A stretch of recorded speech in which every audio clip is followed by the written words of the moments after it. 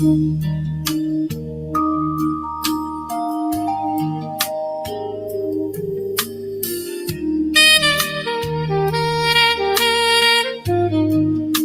I see admin.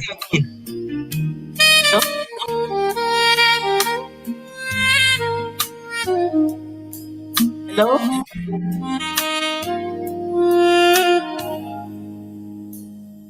Hello?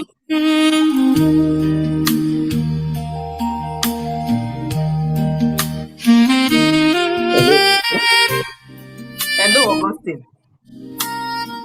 Hello, hello?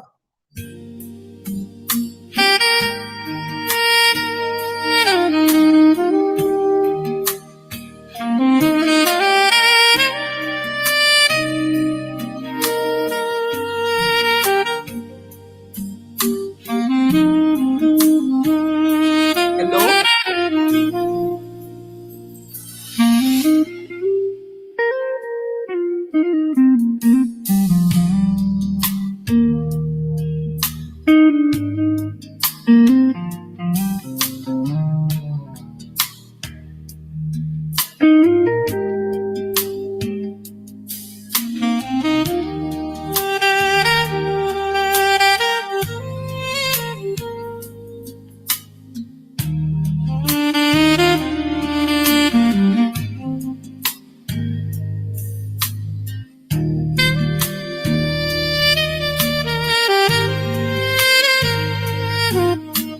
Hello, hello?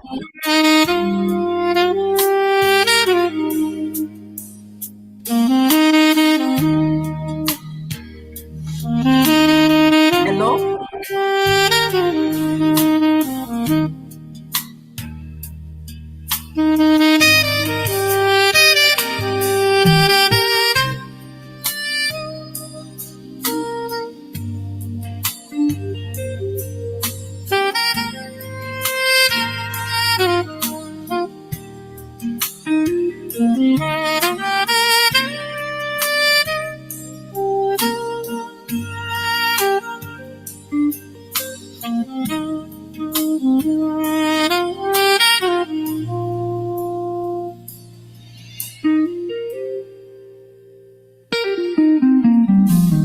Long form, smooth blues, saxophone with silky melodic lines, gentle swing, feel relaxed rhythm, warm remembrant textures, consistent hurry move throughout night. 10 minutes.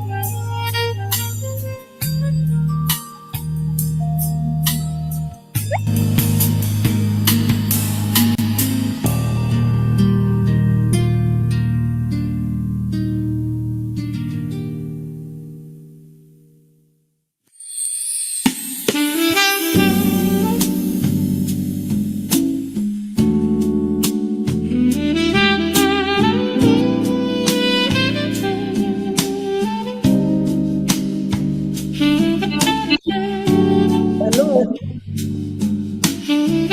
Hello?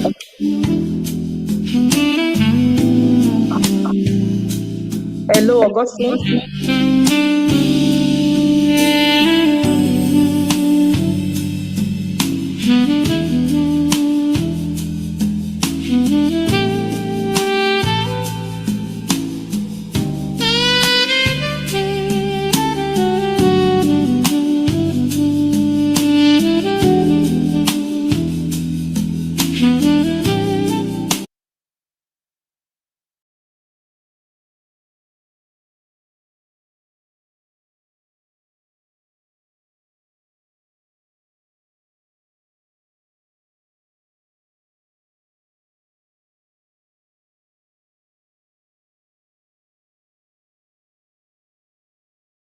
Èjì tí a ti ṣe test run, registrar náà try. Hello? It's working. I can hear from here. Hello? No, right. Hello? Hello? Hi. Hello? Okay. It's working already. I can hear you. Okay, thank you. Thank you. Hi, good morning. Can you hear us? Yes, please. We can hear you. Good morning. Good morning. So let's test all the microphones. All right. ma'am.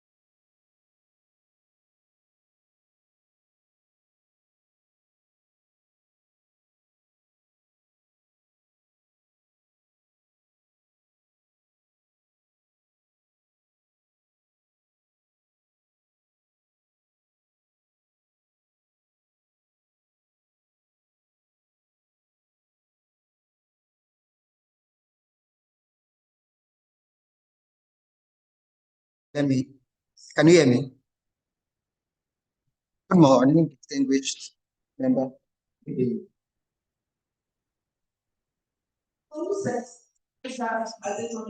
Good morning, distinguished guests.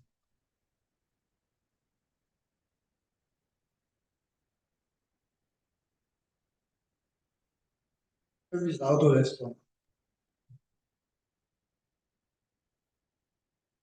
Then we'll explain it.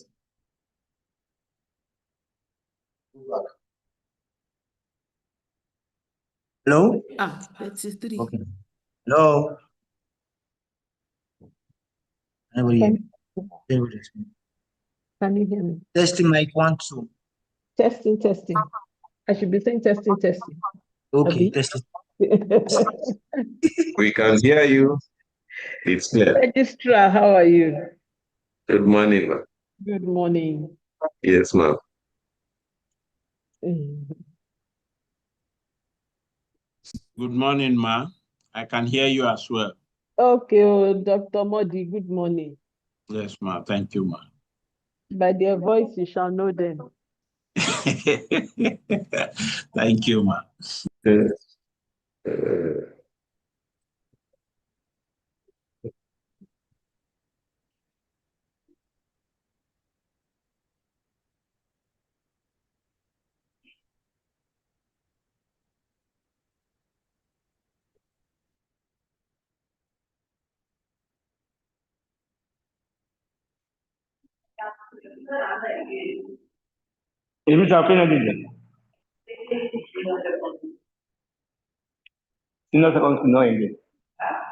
SS1.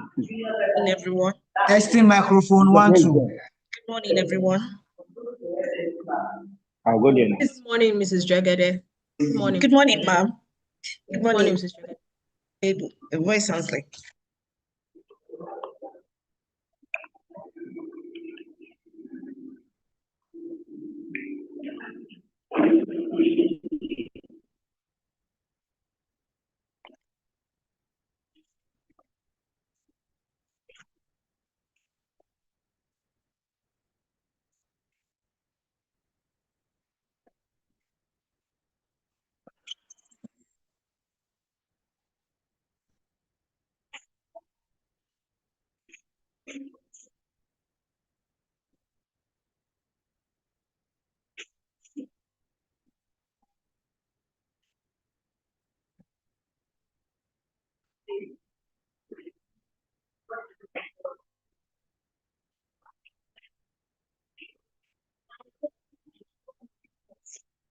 Hello, move to this class.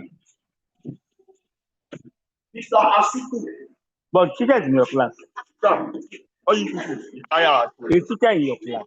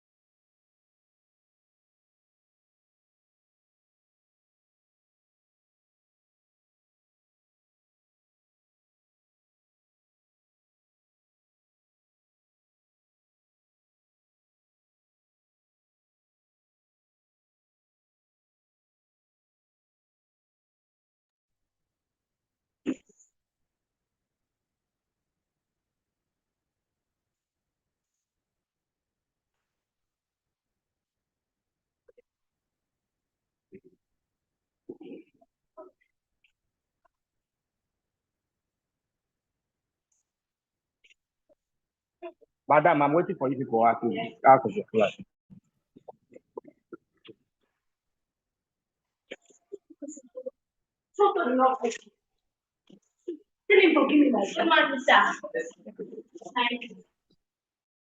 You have tested it. Yes, I've tested it. Testing microphone.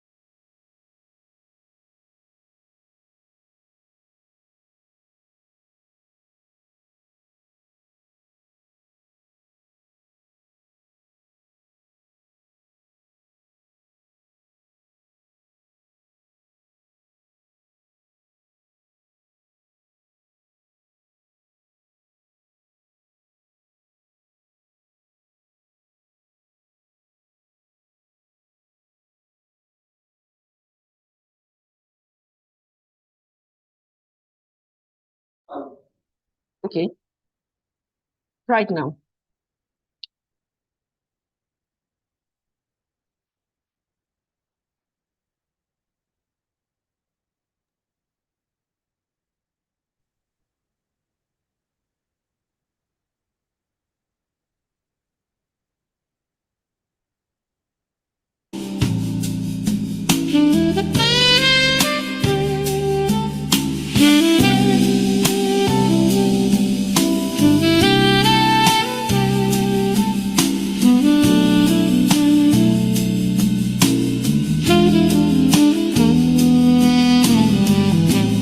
Testing microphone 1, 2, 3, 4. Thank you.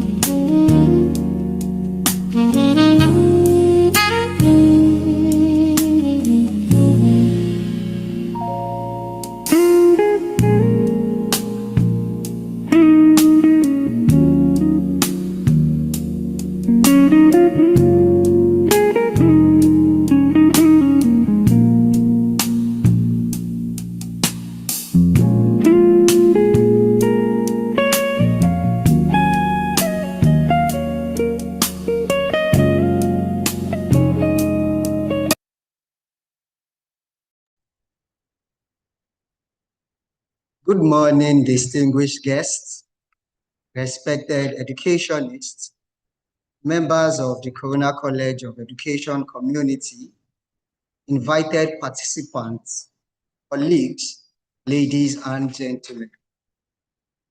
It is my great pleasure to welcome you to the Corona College of Education Public Lecture Series for August 2026. We are so delighted to have you join us for what promises to be an insightful, engaging conversation on a subject that is rapidly transforming the educational landscape, rethinking teacher competence in the era of artificial intelligence.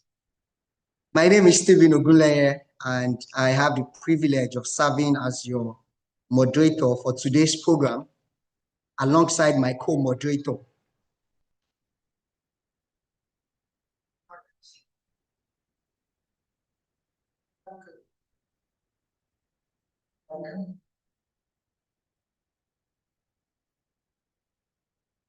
Thank you very much to everyone.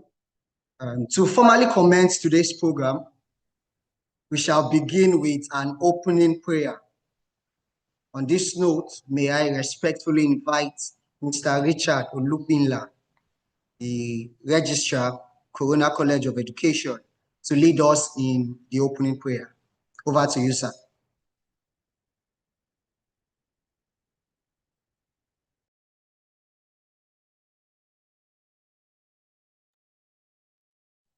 Okay.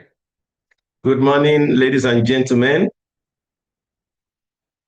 Once again, I welcome you all to this lecture. Shall we pray? Father, Lord, I thank you for this day. It's a day the Lord has made. We rejoice and we're glad in it. As we go into today's lecture, we ask for your wisdom, your knowledge, and understanding. Let today's lecture open our eyes to more possibilities that will advance education in our nation and beyond. Thank you, Father, for in Jesus' mighty name I've prayed. Thank you, Amen. and I welcome you all once again. Amen. Thank you very much, sir, for You're that welcome. prayer. Distinguished guests and participants, we will now proceed with the national anthem, after which we will take the Corona School song.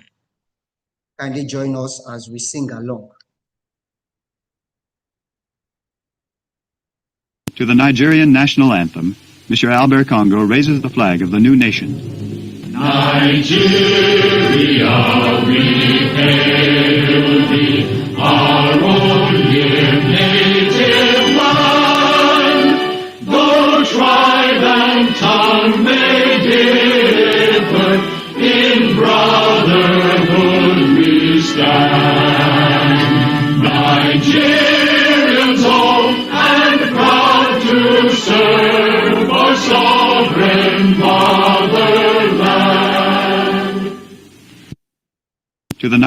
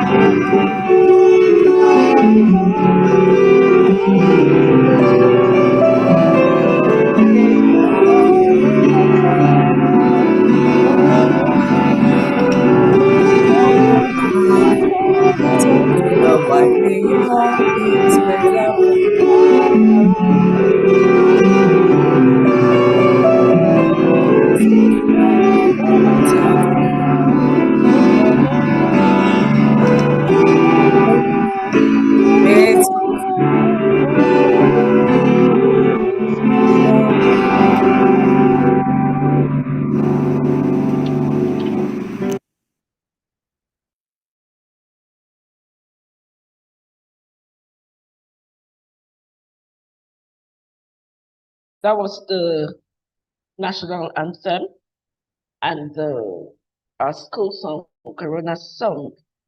Right now, we are moving on to the recognition and introduction of guests. Would like to acknowledge the presence of our chairperson, the chairperson of today's occasion. She is Mrs. Folashade Adefisayo. She was the executive director of the Corona School Trust Council, the former executive director of the Corona School Trust Council, the former commissioner of education, Lagos State, and presently the CEO of the Leading Learning.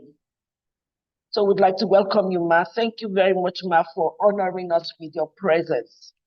We'd also like to recognize the chairperson, the chairman.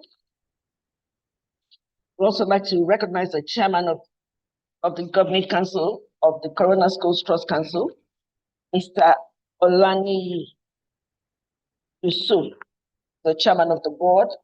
Welcome, sir. Thank you very much, sir, for honoring our invitation to attend this lecture series. We have also with us the guest lecturer in the person of Mrs. Adeyonyi Adeshino. Thank you very much, Ma, for honoring us and taking the lecture series. We are so glad to have you. Mrs. Adeshino is the CEO, the Chief Executive Officer of the Corona Schools Trust Council. You're welcome, Ma, and we look forward to having you give us your insightful thoughts on today's topic. Would like to recognize other members of the governing board, Mr. Architect, sorry that we're invited, Architect Fred Coker, Engineer Kunle Adebayo, Honorable Justice Bukola Adebiyi, Mr. Adebayo Adeyemi, Mr. Deji Adeniyi, Mr. Obafemi Onosile, Mr. Solomon Kadiri, Mr. Solomon Kadiri, Mrs. Adebisi Lamikora, Mrs. Adeyonyi Adeshino, who is also our guest lecturer for today, and then Mrs. Alabama Ayo Joseph, Mrs. Ayaba Ayo Joseph, Mrs. Awopeju Injideaka, Mrs. Fife Dawudu, Mrs. Amda Amba, Mrs. Henrietta Joseph, and our chairman of the governing board of the Corona College of Education in the person of Professor Alero Robert. Thank you very much. All of these people would like to recognize our provost, the provost of the college, the Corona College of Education in the person of Dr. Olajumoke Mikiniwa. We are very glad to have you, ma'am. Thank you very much. You're welcome, ma'am. The other people we recognize as the program goes on. Over to you, Stevie. Okay, before we go on, I'd like to welcome the provost of our college for the welcome address. It's Dr. Olajumoke Mikiniwa. You're welcome, ma'am. Over to you.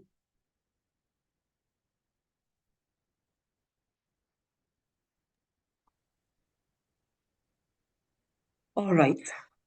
Good morning, distinguished guests. Please, can I be heard? I hope my voice is audible. Hello? Yes, Yes, you can. Yes, All you right. Yes, ma'am, we can hear you. All right. Thank you very much. Good morning, everyone, ladies and gentlemen. It's my delight to welcome you to this 8th public lecture of Corona College of Education, Apapa, Lagos.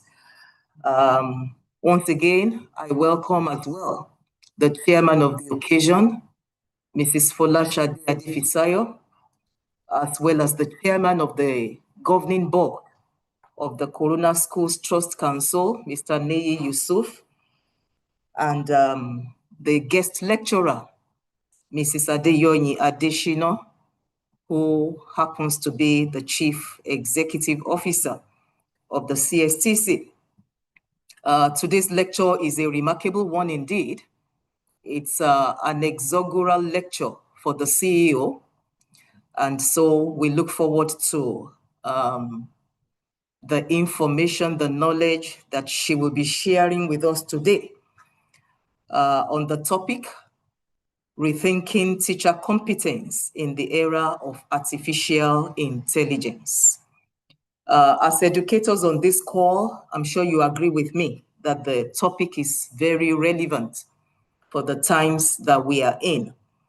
Globally, and especially for the education ecosystem, attention has been drawn in the past decade or so to the relevance, the use of artificial intelligence and the implications of this for teaching and learning, and as well as for research at the tertiary level. These are the days when teachers are expected not just to know, but also to pay attention to their skills, their competencies, as well as attitudes. And that means that today's lecture will be sharing with us insights as to how teachers can develop digital competencies, how teachers can be more adaptable to changes, can be innovative in what they do, and as well as the issues of ethical considerations, I'm sure will be brought up today in this lecture. Ethics in the use of AI has come to become a matter of concern to educators, as well as to students. This is coming up against the backdrop of the highly publicized case of Professor Jason Adey, who was said to be the youngest Black professor in the history of Cambridge University, who unfortunately last week committed suicide amidst the accusations of plagiarism and fabrication of facts in his PhD thesis. This had been ongoing for about a year. Some couple of weeks back, the professor resigned his appointment with Cambridge University because there was quite a lot of backlash, intense scrutiny. And then just last week, he committed suicide. So the matters of ethics is something that deserves a closer scrutiny amongst educators at every level.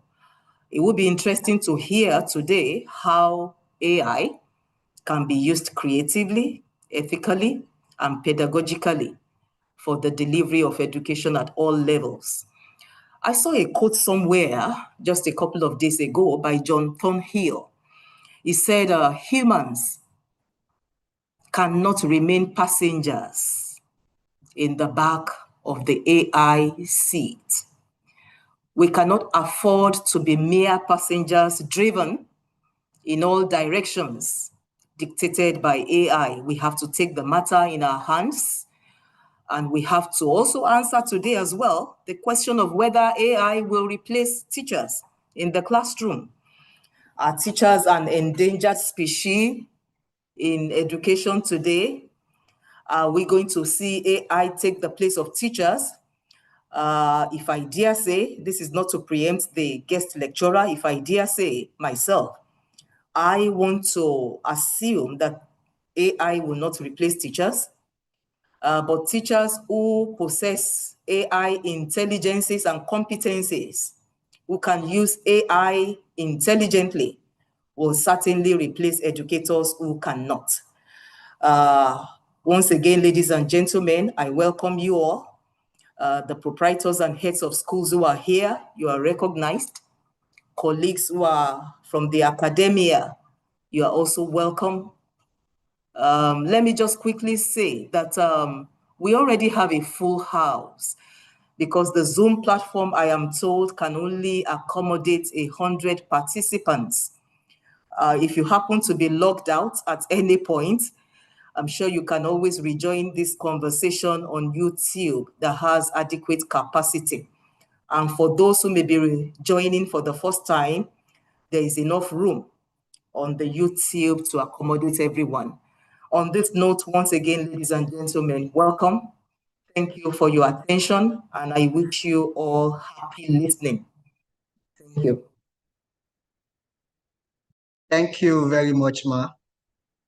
Provost, Corona College of Education, Dr. Olajumoke Mekiliwa, for that warm welcome and for setting the tone for today's program. Say thank you very much, Ma. We shall now proceed to the next thing on our agenda, which is the opening remarks.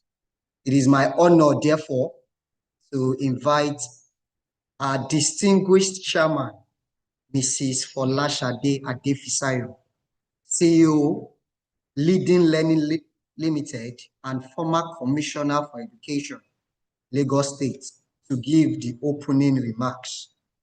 Over to you, ma'am.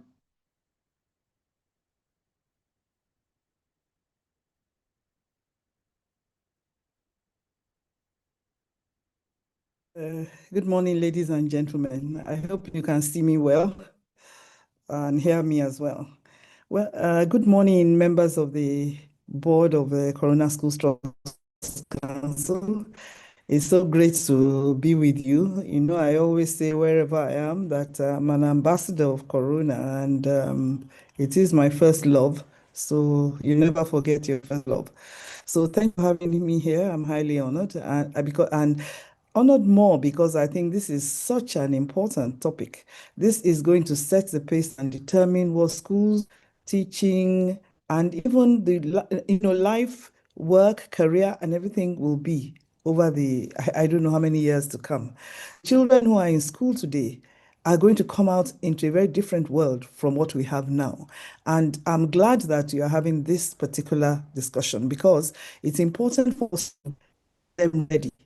And getting them ready doesn't mean just training them on IT skills and so on, but also on what we like to call 21st century skills, but which have always been for like forever. That is the skills of critical thinking, problem solving, the skills of being innovative, being flexible, open-minded, long life learners. And so this is very, very important. Artificial intelligence is now such a big thing and such a I'm very excited about what he can do and what he has done so far, because and I know that many educators are really frightened that what will become of us. But many things have come and gone that people said, well, the educators will become irrelevant. I'm not sure that we can ever replace the warmth of human relationships, code and computer.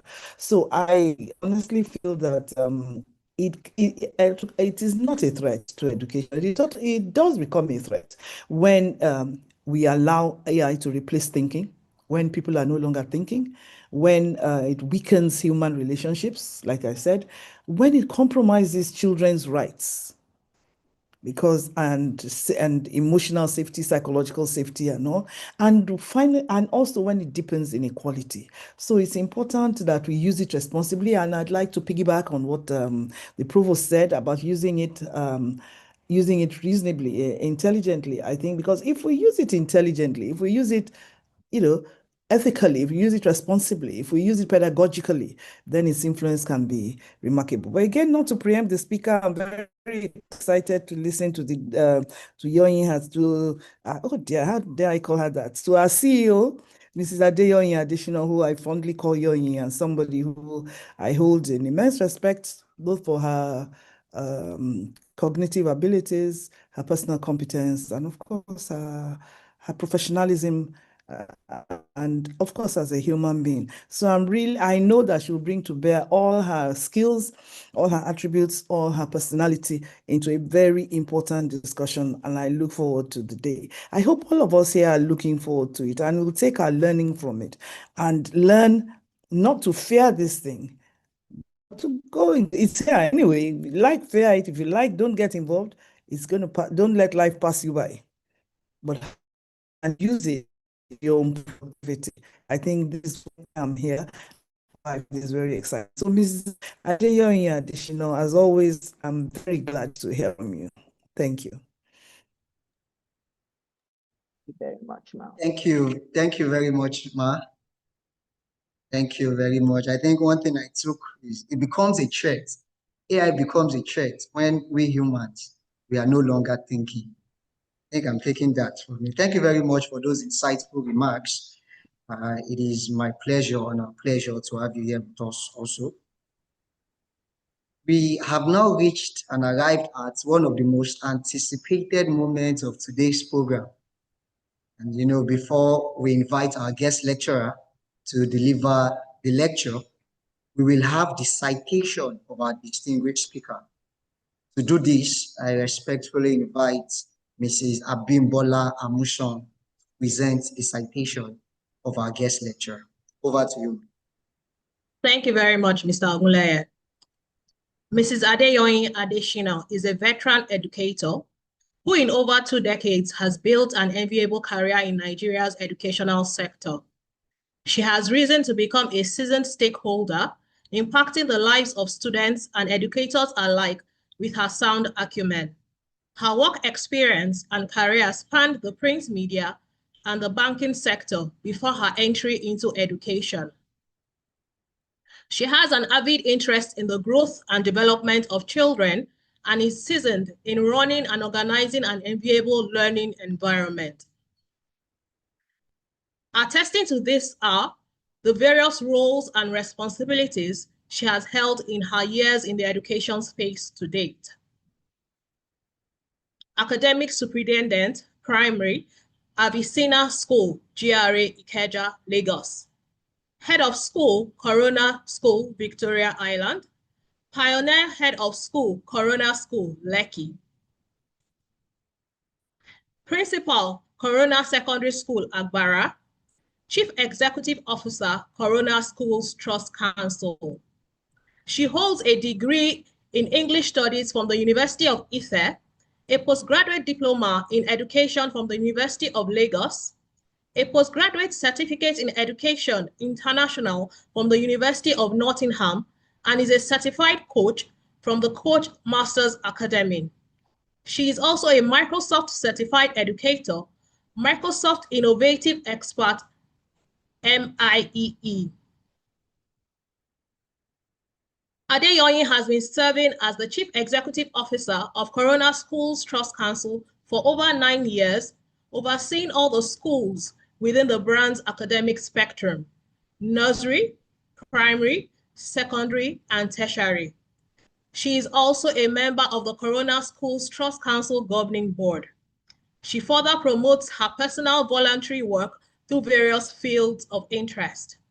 With excellent organizational, communication, and culinary skills, Adeyoyin is a mentor, a coach, an astute leader, a public speaker, and is happily married with 3 grown children. Join me in welcoming Mrs. Adeyoyin Adeshina. Thank you.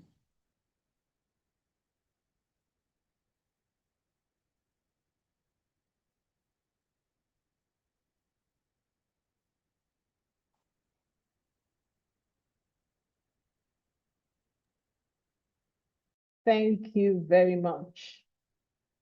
Thank you very much.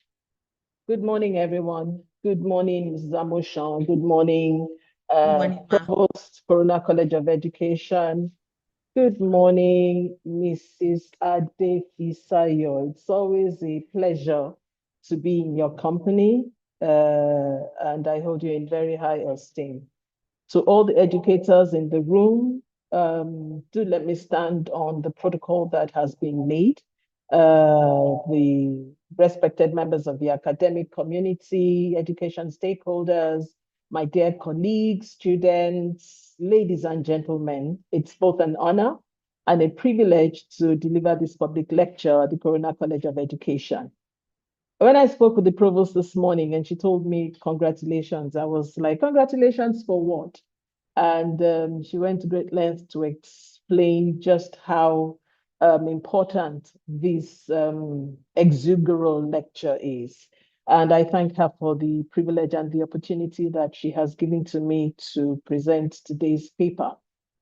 When I was approached to do this, I reflected on today's theme, and I couldn't but remember and reflect on my own journey, my professional journey as a teacher, and that journey reflects, it mirrors the transformation that we are discussing today. I began my career in an era when teaching relied almost entirely on chalkboards, and I'm talking about almost 30 years ago.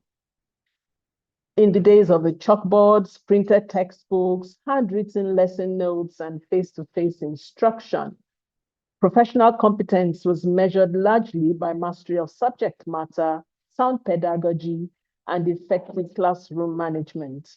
In fact, I remember my very first day in the classroom, and I will not disclose the name of the school for confidentiality reasons, but I remember walking into the classroom and my supervisor, who was monitoring what I was doing at the time, was watching my teaching and was more fixated on, oh, you shouldn't write the date on this side. Oh, you should underline your topic. Oh, have you written your aims and objectives? Oh, what is your board board management like? And those were the issues of the day. The school still exists, and I doubt if board management or how date is written on the board, or if a topic is written appropriately on the board, or on what side of the board, I doubt if those would be the issues now to determine teacher competence. Over the course of more than 2 decades in educational leadership, I've witnessed and had the privilege of leading, by the grace of God, schools through successive waves of technological change, from overhead projectors to interactive whiteboards, from computer laboratories to learning management systems, from online learning during the COVID-19 pandemic, and that indeed was a time, to today's emergence of artificial intelligence as a powerful educational partner. Each transition has required educators not only to acquire new skills, but also to rethink what it truly means to be an effective teacher. As the chairman said, there's no need to feel threatened about it. And whether you do or not, it is here to stay, and it is what it is. These experiences have convinced me that while the tools of education continue to evolve, the heart of teaching remains profoundly human, and no machine can replace that. Artificial intelligence has undoubtedly changed how we teach, but it has not changed why we teach. That conviction forms the foundation of my lecture today, Rethinking Teacher Competence in the Era of Artificial Intelligence, preparing teachers for a world where intelligence is no longer exclusively human, and more importantly, building AI-ready, human-centered educators for the future. Without any doubt, AI is changing every profession, from teaching to medicine, to engineering, to even roadside sellers. I mean, what with cash no longer being readily, carried by people in every sector, more or less. AI is changing everything. And most certainly, it is redefining the teacher's role in the area of generation of lesson plans, explaining concepts, creating assessments, preparing analyses, and preparing individualized lesson plans. Definitely, changes are abound in the educational sector. And education as a critical profession cannot remain unchanged. The task, therefore, is for teachers to guide students to interrogate AI responses, to determine accuracy, relevance, ethics. And we have spoken quite a lot about ethics, and we cannot overemphasize the importance of ethics with the advent of AI, and of course, also to make deductions. It's our responsibility as educators to guide students to use AI responsibly and not build dependence on it, to know when human judgment must prevail. I was watching a reel on Instagram a couple of days ago. I regret now that I didn't save that reel. And it was about a young lad and using AI on his computer. And it was saying, AI, I need to be a trillionaire by tomorrow. Tell me how to become a trillionaire. By tomorrow, I need Mark Zuckerberg to write me a letter to congratulate me and announce me as a trillionaire. And every time AI tried to interject, he says, no, just make me a trillionaire by tomorrow. And the AI would interject again, but don't tell me, just tell me how to be a trillionaire by tomorrow. And at the end of the discussion, the AI machine simply said, you know what? I wish you all the best. So in a case like that, human judgment did not prevail, but it's our responsibility as educators to put our learners through what exactly AI can do, its limitations, and how to use it responsibly. And it's more important in this time and age because our learners are already using AI. A student can ask AI almost any question and receive an immediate response to do their assignments, to do research, personal tutoring, preparing for exams, coding, and many other creative and fun activities. Employers also expect AI literacy. How do you use it responsibly? How do you harness the strengths, the great resources available? Of course, employers would expect employees to understand how to do this. And alongside with it is the emotional intelligence, the empathy, the discernment, communication, creativity, critical thinking, relational competence, a lot of which has also been mentioned by the chairman of this discourse. So with all of these on the table, it is clear and it is evident that education, teacher education must evolve. How do colleges of education and universities begin to train teachers to develop their professional judgment, to verify, to challenge, to contextualize AI-generated content? How do teachers preserve academic integrity and ethical issues that border on plagiarism, authorship, privacy, intellectual property, algorithm bias, and responsible AI use? We've come a long way, and we can see from the time of the introduction or discovery of writing how education has evolved. When writing emerged as one of humanity's most transformative technologies, it brought about the preservation of knowledge across generations.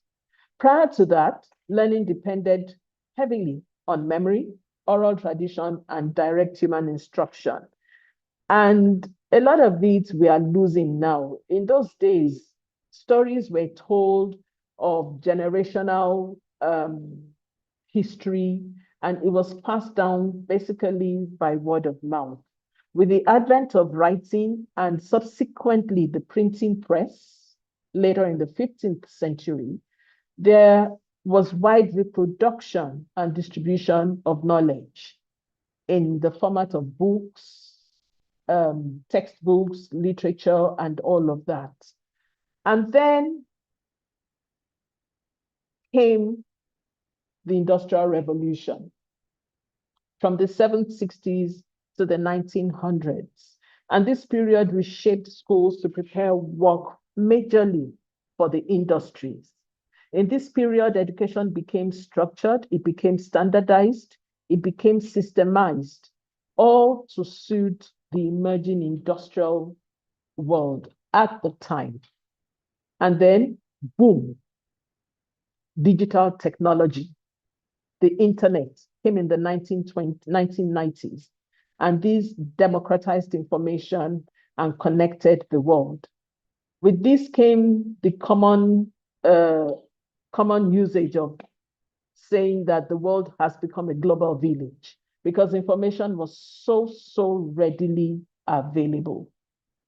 And then artificial intelligence came on in the 2020s, and this changed the nature of intelligence itself. With each revolution, the same question was asked. What should humans continue doing when machines can now do what humans once did? With the advent of each of these technological revolutions, there must have been some scare in the minds of people at that time. There must have been the question of relevance or irrelevance, importance or threat to certain jobs, certain occupations at those various periods. And so it is still a relevant question for us today. And if writing changed what teachers taught, and the printing press changed how they taught, what will AI change about what it means to be a teacher? Let's ponder on that for a minute. What will AI change about what it means to be a teacher? What can you possibly conceive in your mind, especially as educators in this space, that you need to do, that you need to change, or that needs to change about you and your practice as a teacher? Let's try and make this discuss a little bit more interactive, even though we are not able to unmute ourselves now, but it'll be interesting to see your responses. You can drop your responses in the chat box. We'd love to know what your thoughts are, and it gives you an opportunity to also be part of the discourse as you share your thoughts with us as we go along. So put your thoughts in the chat box. What do you think AI will change about what it means to be a teacher? Quite a number of changes from the first to the second to the third and the fourth industrial revolutions. The first three industrial revolutions largely changed what schools needed to teach. The fourth industrial revolution is forcing us to consider what school itself should look like, and by direct correlation, what teacher competencies will be required in this era. And so the central question is no longer simply, how do we teach students to use technology? You know, they say we are now, the students we are teaching now are digital natives. They don't need to teach them how to use the computer. And I'm sure you've experienced that before. Leave a child with a gadget, and before you come back, the child can unlock it. The child can do so many things without any form of formal communication or formal teaching or any formal teaching. And so that is not the question. We have passed the stage where we need to teach students to use technology. I think what's most important is what knowledge, what skills, what character, and what human capabilities must schools develop when technology can increasingly perform many cognitive tasks. So in summary, the Industrial Revolution did not merely change factories, it changed the architecture of schooling. In direct correlation to AI, if the Industrial Revolution helped create the school system designed for the industrial age, what kind of teacher and what kind of school does the AI age require? I think these are the front burner questions for us, rather than being threatened about whether or not the machine will replace humans. I think that's not even a question for us to debate about, because we know that it can't and it won't. And so in order not to be sidelined or to be relevant, it's important that we ponder on these questions. What kind of teacher does this age require? What kind of school? What kind of educational institution? What kind of college of education? What kind of university does the AI age require? And predominantly, we know that it's important to think about this because knowledge is now free. It's no longer scarce. It's readily available. The AI can explain complex ideas. It can write essays, stories, and reports. It can translate languages seamlessly. I was again on Instagram the other day and I saw an advert for earphones that could interpret into any language of choice anything that is being said.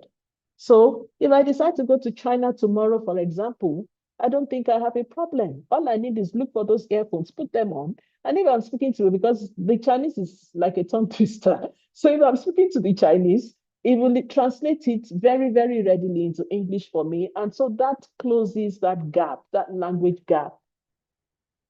The AI can now tutor.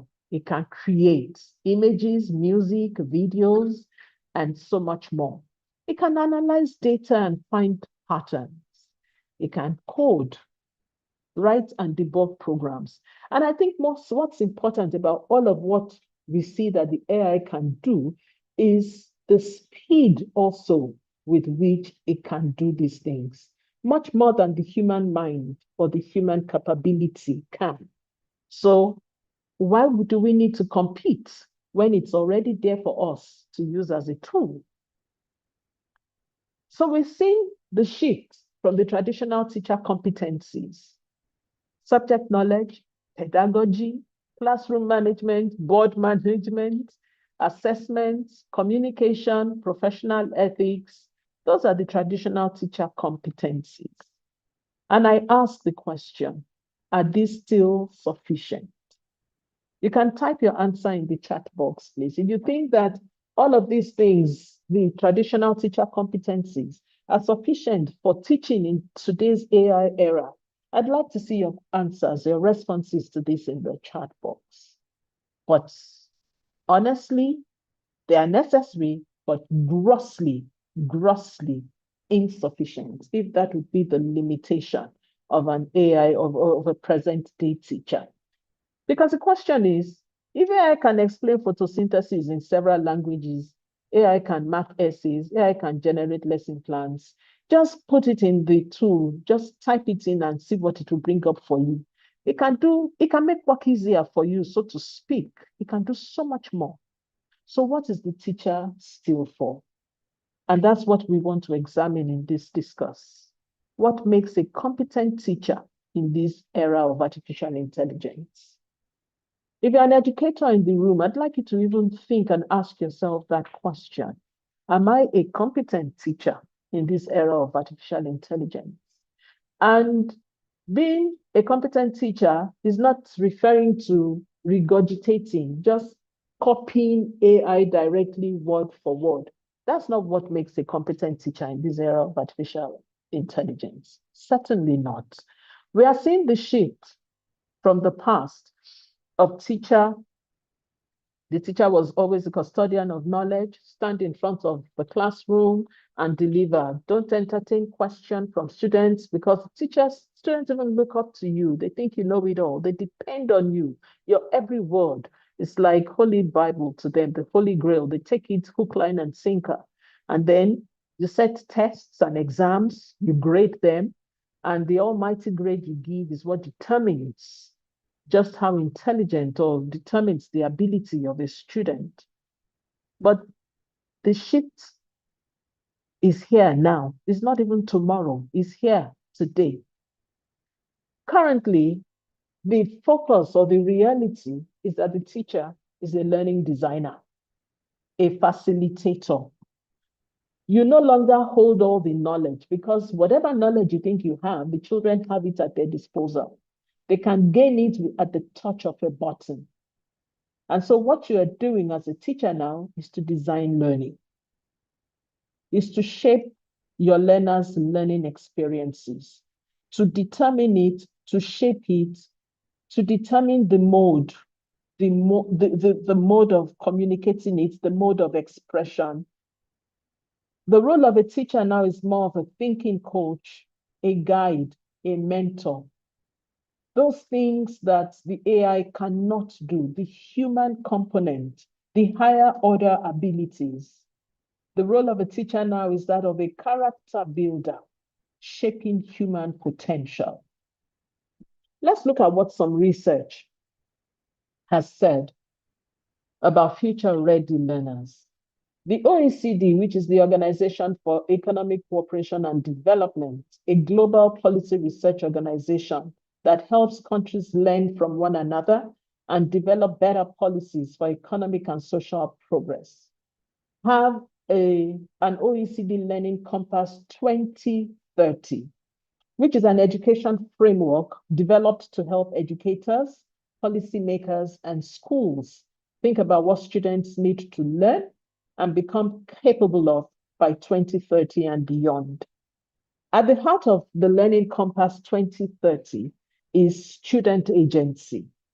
And this means enabling students to have the capacity and willingness to take purposeful action rather than simply being passive recipients of what teachers or society decide for them. The framework uses the metaphor of a compass, and I'm sure we all know what a compass is, because students need direction. They need to understand and develop the ability to navigate unfamiliar situations and not merely a fixed map telling them exactly where to go. The implication of this for this discourse is that if AI can increasingly provide information and perform many cognitive tasks, what must teachers be exceptionally good at doing that technology cannot replace? When the chairman made her remarks, she said something about a cold computer. But that's what it is. Can AI replace the warmth and the humanness of the human? The OECD Learning Compass 2030 offers a strong starting point for answering that question, that teachers must help young people develop agency, collaboration, judgment, creativity, ethical responsibility, and the capacity to navigate uncertainty. We see also further research done by the World Economic Forum that states top future skills. And these are analytical thinking, resilience, curiosity, leadership, and technology literacy. And so this is putting some research to our thoughts and our discussion today. And so if artificial intelligence has not created a teacher crisis, what it has done is that it has exposed a teacher competence gap. Teachers are still needed. We are in the throes of recruiting teachers every day in our schools. Teachers are very much in high demand. But what we see as we interview and as we surf the market for teachers is the disparity between teachers who have an understanding of what it takes to be an effective teacher in these times and one who is still set in their ways. And so the issue is not a teacher crisis, it is a competence issue. If AI can explain content, who develops human potential? We are teaching human beings, we are not teaching computers, we are not teaching machines. And so the human potential, the development of the human potential, the human capabilities still reside very, very largely on the human beings. And so we need to have that human-AI collaboration. As has been said earlier, artificial intelligence is a tool and a masterful one, and one that has come to stay, and one that it's now an imperative for everyone to understand it and understand the best use that we can put it to. And so if artificial intelligence transforms how we teach, it is human intelligence that we need to guide in wisdom and compassion and define why we teach.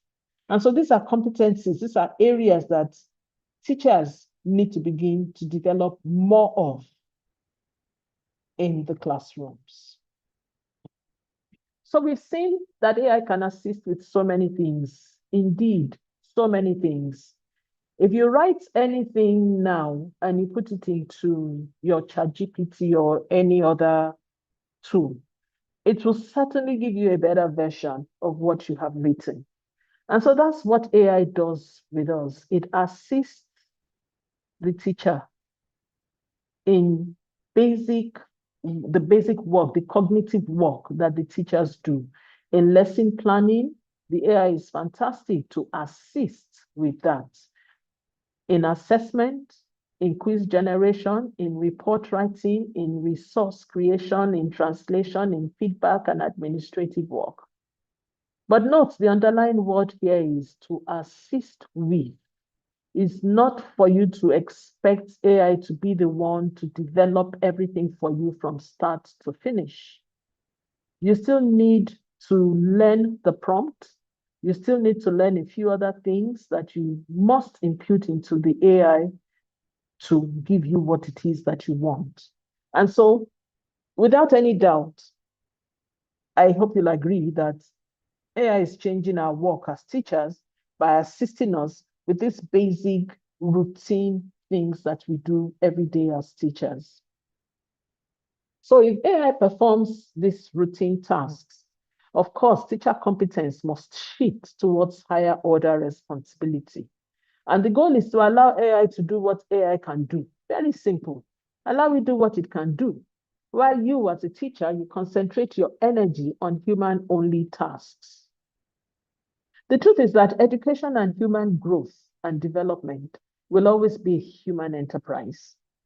Machines cannot do that. For as long as we are actively working in the field of education and developing humans, that is a human enterprise. The human loop in which AI is now playing a major role cannot be completely overtaken by AI. The increasing demand in the workforce and in the human capital like resilience, critical thinking, emotional intelligence, creative thinking, flexibility, agility, social influence, curiosity, and lifelong learning, and so much more still largely reside in the human domain. And so our role as educators is that of a compass, integrating our approach, our ability, our human capabilities with the approach of AI. And this is in igniting curiosity. How do we ignite our learners' curiosity? How do we make learning engaging for them? How do we develop in them, open up in them the desire to learn, to explore? How do we make them curious and not just sit down and wait and be fed by information, probably obsolete in some cases, that we give to them? How do we ensure that they are the ones that initiate the desire to learn and to explore? How do we provide direction? How do we make ourselves a stable reference point for values, for knowledge, for goals, for ethical issues, as we have talked about, issues of morals, issues of integrity? How do we support that? How do we provide direction? As educators, how do we guide their discovery? How do we help them find answers? How do we set them on a path in which they are looking for answers themselves and not just waiting to be spoon-fed or to be given the facts? How do we set them off on that journey as educators? How do we assist them in figuring out where they are and where they want to go? How do we get them on a path of moving from one point to another, of charting their course, of taking ownership of their learning, of deciding and determining just where and how far they want to go? How do we foster independence? How do we empower them to adjust their own course and to make personal choices? How do we get them to enlarge their capacity as human beings, to increase their thinking capacity, the capacity of their brains, to take ownership of their decisions, to chart their own course? That is what, as a compass, the teacher as a compass, the role that we are required to play now. And so the compass framework simply shows AI providing maps in terms of data, in terms of insight, in terms of resources, in terms of the speed in which we can even have access to these resources. And the teacher provides the direction, the teacher's guide, the teacher's mentor. The teachers help the students, the learners, to make decisions that keep them on course. The teacher helps them navigate and steer them in the right direction. So let's briefly look or quickly look at the word compass. What does it really stand for in terms of what the teacher is meant to do? Yeah. As a teacher or as an educator, you are meant to be a critical thinking coach. And honestly, you know, they say you cannot give it if you don't have it. So it means that as an educator yourself, you have to be a critical thinker. You also must be a curious person, because you can't ignite curiosity in your learners if you yourself are laid back.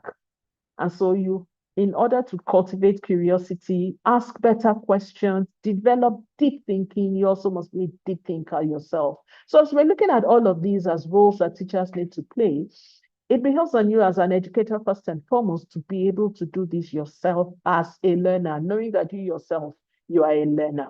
You must be an orchestrator of learning, bringing all the elements together. How do you bring all the elements together, tie it all together, connect all the dots to make beautiful music, to make meaningful, bring meaningful outcomes, coherent learning? How do you do that as an educator?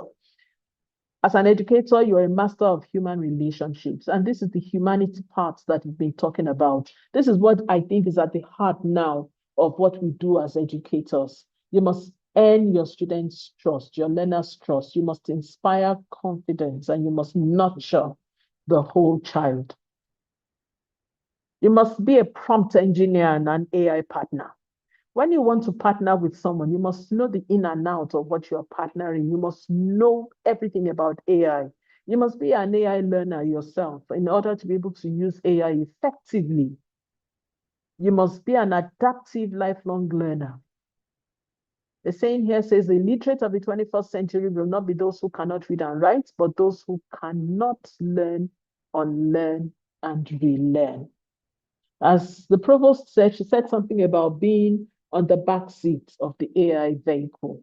It means you have to understand and continue to learn. And this is something that changes. I mean, the world is changing at a super speed now that what you see yesterday, what is held onto as a truth or validated in 48 hours, 24 to 48 hours can change. And so we must be in that mode of continuous learning. As an educator, you have to be a steward of ethics. That is so important now. You must be able to protect, to promote, and to model not just ethical standards, but high ethical standards and values.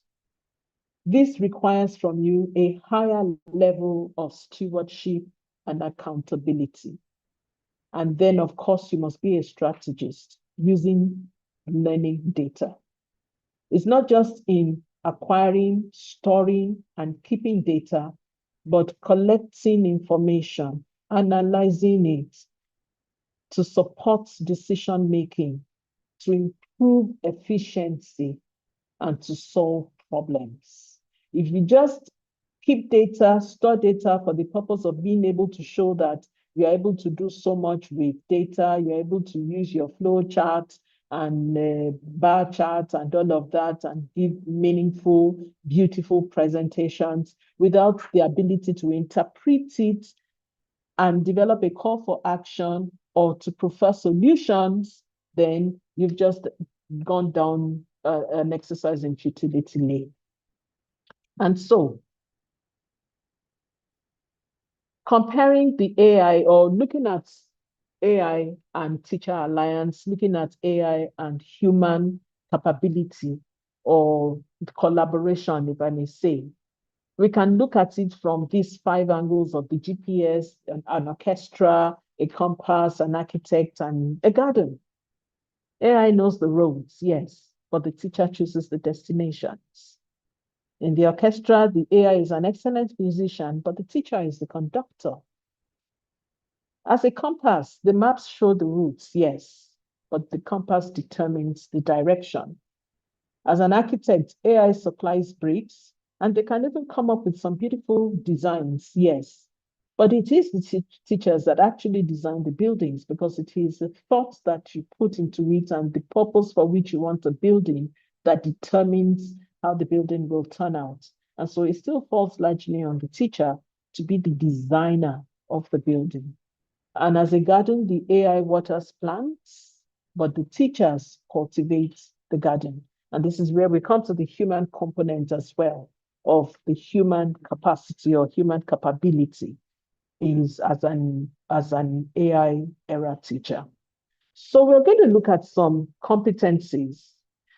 If you're still with me, can you just either clap, show, use the whatever to show that you're still in this meeting and you're still following me? Can I see some responses? Can I see some responses?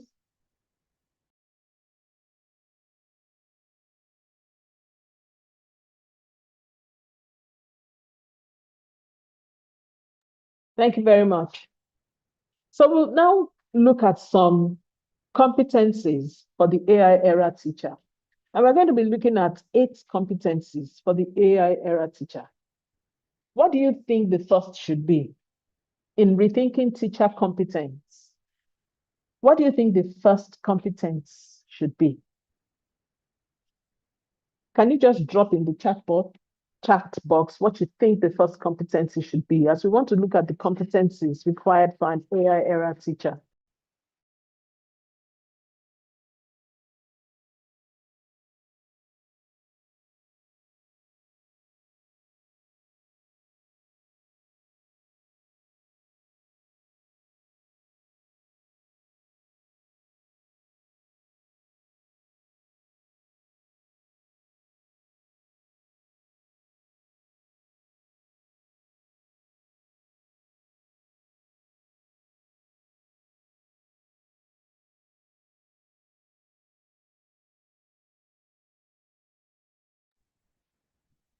You're muted, ma. So sorry. You're right. The very first competence, I looked at some of the responses and I like what I see. I like the critical thinking, good problem solving, creative thinking, AI competencies. And I said, you're right. The very first that I have on this 8th list, and the list is by no means exhaustive, is AI literacy.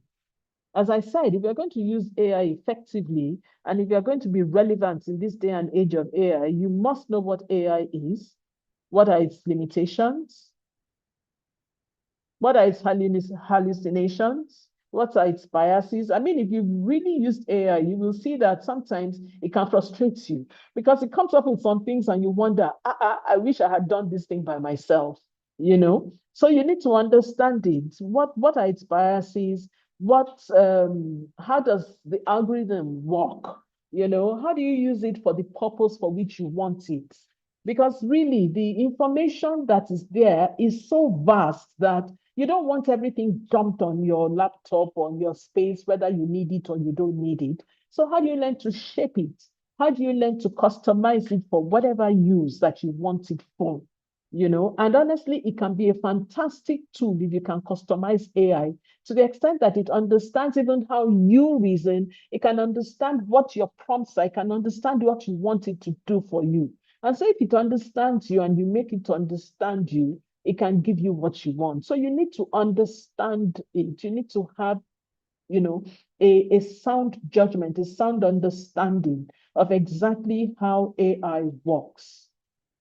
Prompt writing, verification, and so many other things. And so that in itself is a study that you need to undertake as a teacher that will be competent and relevant in this AI era. The second competence is learning design rather than delivering content. We've said that the teacher is a designer of learning experiences. So how do you do that as an educator? How do you design experiences for your learners? How do you make your classroom or your subject matter, how do you make them project-based? How do you make it more of inquiry? How do you use it? How do you guide your learners into discovery? How do you get them to work collaboratively, collaborate with themselves as partners, even collaborate with AI as a tool? How do you get them to be in a problem-solving mindset rather than just being fed answers? And then, of course, how can you honestly, authentically, realistically, creatively assess learning? How do you do that? Those are the competencies you need to develop. You also must be a critical thinker. You should model questioning AI, check facts, evaluate your source of information, and then, of course, evidence-based reasoning. The teacher, the educator must be a critical thinker and must be able to get your learners to think critically. You must also use data for decision making. As I've said earlier, that when you collect data and you're not able to analyze, you're not able to use it to support decision making, to improve efficiency and solve problems, then you are just collecting data for collection's sake. You also must learn how to use analytics, learning analytics. How do you use data to understand how you are moving your children on the scale, on the dashboard, on their learning dashboard? How are they progressing from one point to the other? What are their gains? In what areas are they gaining mastery? In what areas are they struggling? In what areas do they even have interest? How are you using it, your data, to know the area in which your children are challenged and the area in which they have great strengths? How are you using it to personalize intervention? How are you using it? Because in this day and age, you can have as many interventions for the number of learners that you have. You can use your data to personalize your teaching, to personalize your instruction for your children. So how are you using data to do that? Are we even in the habit of collecting data as educators? There are so many tools and resources out there that can help us. So you create a dashboard for every learner that you have, and you use, you ensure that you collect the data that shows how they are progressing, how they are learning, where they are struggling, and how you can help them to become more effective learners. So you must be a data-informed, data-friendly decision maker as an educator. The issue of ethical leadership, we cannot overemphasize. We've talked about it from the beginning of this discourse, and it's something that we must painstakingly ensure that we watch and we keep to. We must protect and protect again and again, promote and model ethical standards. Sadly, these are things that we are losing in this age and climate, and it is our responsibilities as educators to ensure that at least within our learning spaces, we uphold a high level of stewardship and accountability.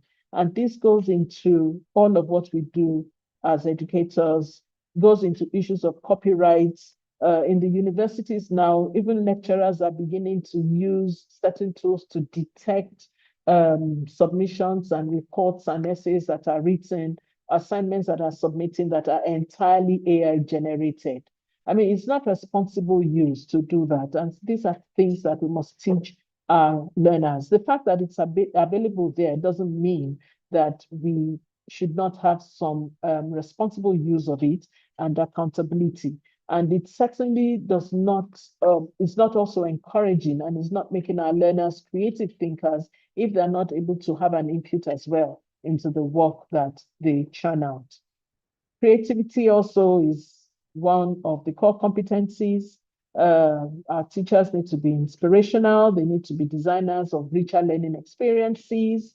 Emotional intelligence, AI cannot replace all of these things. It cannot replace empathy, cannot replace trust, mentoring, encouragement. It cannot replace pastoral care. It cannot replace relationship building. And this may be the most valuable competency, because this is a competency that resides totally and completely in the human domain. And so we need to learn, we need to unlearn and relearn. A lot of educators have not fully acquired emotional intelligence. A lot of us still see ourselves as being up there, as learners are to be heard, are to be seen and not to be heard. A lot of us have not yet understood what it is to come to the level of our learners, to touch their hearts, to connect with them. And so as an educator who will be relevant, our emotional intelligence quotient must go up a whole lot. And we must find ways to connect with all of our learners and work more from the heart. Lifelong learning. Future teachers cannot graduate once, and that's just it. They must continually reinvent themselves. You must always be in the classroom yourself. And when I say classroom, I don't mean a physical classroom. It means you must always be in a mode, in a learning mode, always learning. And so in an AI world, what does teacher competence look like? A few practical classroom examples. For example, in the old times, I mean, before now, old homework would probably be write an essay on so, and the student just takes it and either gives it to AI completes it to Trinity. So there's been no thinking at all. There's been no learning at all for the student. But if the homework now calls for you to, calls for your learners to do some interviews and do a video of your interviews, and then bring your interviews to the class, analyze it, reflect on the responses, defend some of the responses, and produce a position paper. That engages the gray cells of your learners and it gets them to think. Of course, they can partner with AI in doing this, but a lot depends on what they themselves are able to direct the AI to do, and they lead the learning in this case. It's the same thing with other subject areas. You can actually take some AI solutions and provide it to your learners and ask them, go and do an evaluation of all of these. Bring out what you think should be, depending on the topic, tell them to justify their responses. They should come up with a position, defend why one is a preferred method over the other. So it gets them to analyze, it gets them to think critically. And the same can be done in all other subject matters. And so assessments have shifted from just answering, providing answers, to reasoning, to thinking, to analyzing. And so we move students from consuming AI answers to constructing their own understanding. So let's come to teacher education institutions, Corona College of Education, universities. What should change? What should change in our educational institutions? And not just in our educational institutions. A few days ago, I was looking at my WhatsApp, and there's this interesting chart amongst the youth, number of youths that I work with. And there was this interesting debate about, is it right for pastors to use AI to develop sermon notes? And I didn't get into the conversation with them because I knew that the minute I did that, everybody would kind of want to defer to what mommy has to say, on this matter. So I was just interestingly reading the exchange. Why should pastors use AI to develop sermon notes? Preaching is a spiritual thing, so it must be led, it must be in the spirit. Using AI is coming down to, and it was so interesting. I was, just looking at all of that. But I need that for you and to think, is it right for pastors to use AI to develop sermon notes? In the context of all that we have been talking about, I think we can argue it, and it would be good to hear what, the argument on both sides of that. So AI in education, curriculum redesign is the first thing that colleges of education and universities, and indeed, even schools, primaries and secondary schools, need to look at. AI in education, prompt engineering, which is the emerging literacy of communicating effectively with AI, turning human intentions into clear instructions that AI can understand and act upon. This improves accuracy, it produces more relevant answers, and more importantly, it encourages critical thinking because you must clarify and use appropriate language and context for what you want AI to do. Digital pedagogy is also something that our universities and colleges of education and our schools, educational institutions must do. And that is knowing, having, and giving access to a wide array of digital technologies, tools, and resources to improve how learning and teaching takes place. Issues of ethics will always come up. And I think it's very important in this age and era. The provost talked about Professor Jason Ade in her opening speech. And it's interesting how, that's a trending news now. It's the ethics, the issue of ethical use of AI, and indeed ethical standards in every sense of the word cannot be emphasized, as I said. We've made reference earlier to Jason Ade, and I dare say there are many more, like that. And I think what's important as I look at that story, he was hit so badly with the publicity, the outcry, that came out as a result of the controversy and the allegations concerning his academic work and the personal history. But I think what's important is just how the consequences of the online amplification, and this is something that we must be wary about as we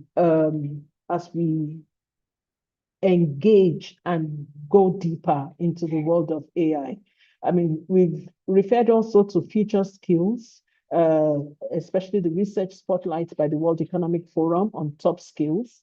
And honestly, as we look at all of these, the issue, we must be cautious of that one thing. And this is the consequence of online amplification. So this speaks to issues of ethics. This speaks to the issues of integrity and being careful about what we do. Because there are no secrets anymore. Nothing is hidden anymore. Everybody makes their business, take their business to the online space now. And there's no hiding the things we do. So the issues of ethics cannot be underplayed at all. Interdisciplinary projects, that's where learners draw skills and knowledge from two or more different subjects or discipline. I like the fact that not just once or for 2 or 3 consecutive years now, we've kind of done this with the kind of tasks that we've given our students in our upper primary. For our inter-schools competition, we ask them to come up with various projects, and this promotes collaboration, and it also promotes interdisciplinary skills, because the last one I think we gave assignment was for them to design a sustainable school.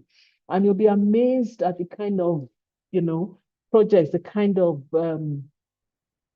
of delivery that they gave, And so this cuts across English, it cuts across math, it cuts across science, it cuts across, a diverse array of disciplines. So these are the kind of things that promote interdisciplinary thinking in our learners. And then, of course, micro-credentials. I was having a discussion earlier this morning with the provost, and I was saying, provost, this is something that we need to begin to look at in the Corona College of Education, which is the practice of earning small focused competency-based qualifications that ideally demonstrate mastery of a specific and a verifiable competency, rather than just a degree that shows the completion of a course. And so colleges of education and universities can design a portfolio of competencies that show mastery of a set of skills. And this is very helpful for professional development and career progression. What school leaders must do? Quite a number of things. We need to develop AI policy. Whatever it is that we do starts with our understanding of AI itself and what we need to do as we prepare to use AI as a veritable tool in our institutions. And so the first is to develop AI policies, issues of copyright and acceptable use of AI. We've got to train teachers, it's important, and training must include ethics and integrity. We've got to provide safe AI tools. We've got to learn to protect our data. Now, issues of data with the advent of AI, we are having the Data Protection Commission now looking into, data protection in organizations. So we've got to learn to protect data, because we have data of our students, we have data of our parents, and it's very important that we ensure that we have the platform, the right, safe platform, and protect the data of all our stakeholders. We've got to encourage experimentation. We must leave our children, if we've been talking about curiosity, creative learning, of course, it means we need to encourage experimentation, leave them to wonder, leave them to, to start and complete projects on their own, leave them to make their mistakes, let them fall and stand up, let them realize what is right, what is wrong, let them learn from it. Because failure is not necessarily a bad thing. It's also a learning that, the story of Thomas Edison has been overused. We must learn to measure impact, and we must learn to support innovation. And so this shows that everything must change. It can't just be teacher competencies alone. It can't just be educational institutions alone. Everything must change. Every system that touches the teachers must evolve to match the demands of an AI transformed world. In recruitment, as I said earlier, what are we looking at? As we recruit and as we train our teachers, can we prioritize AI literacy and adaptability?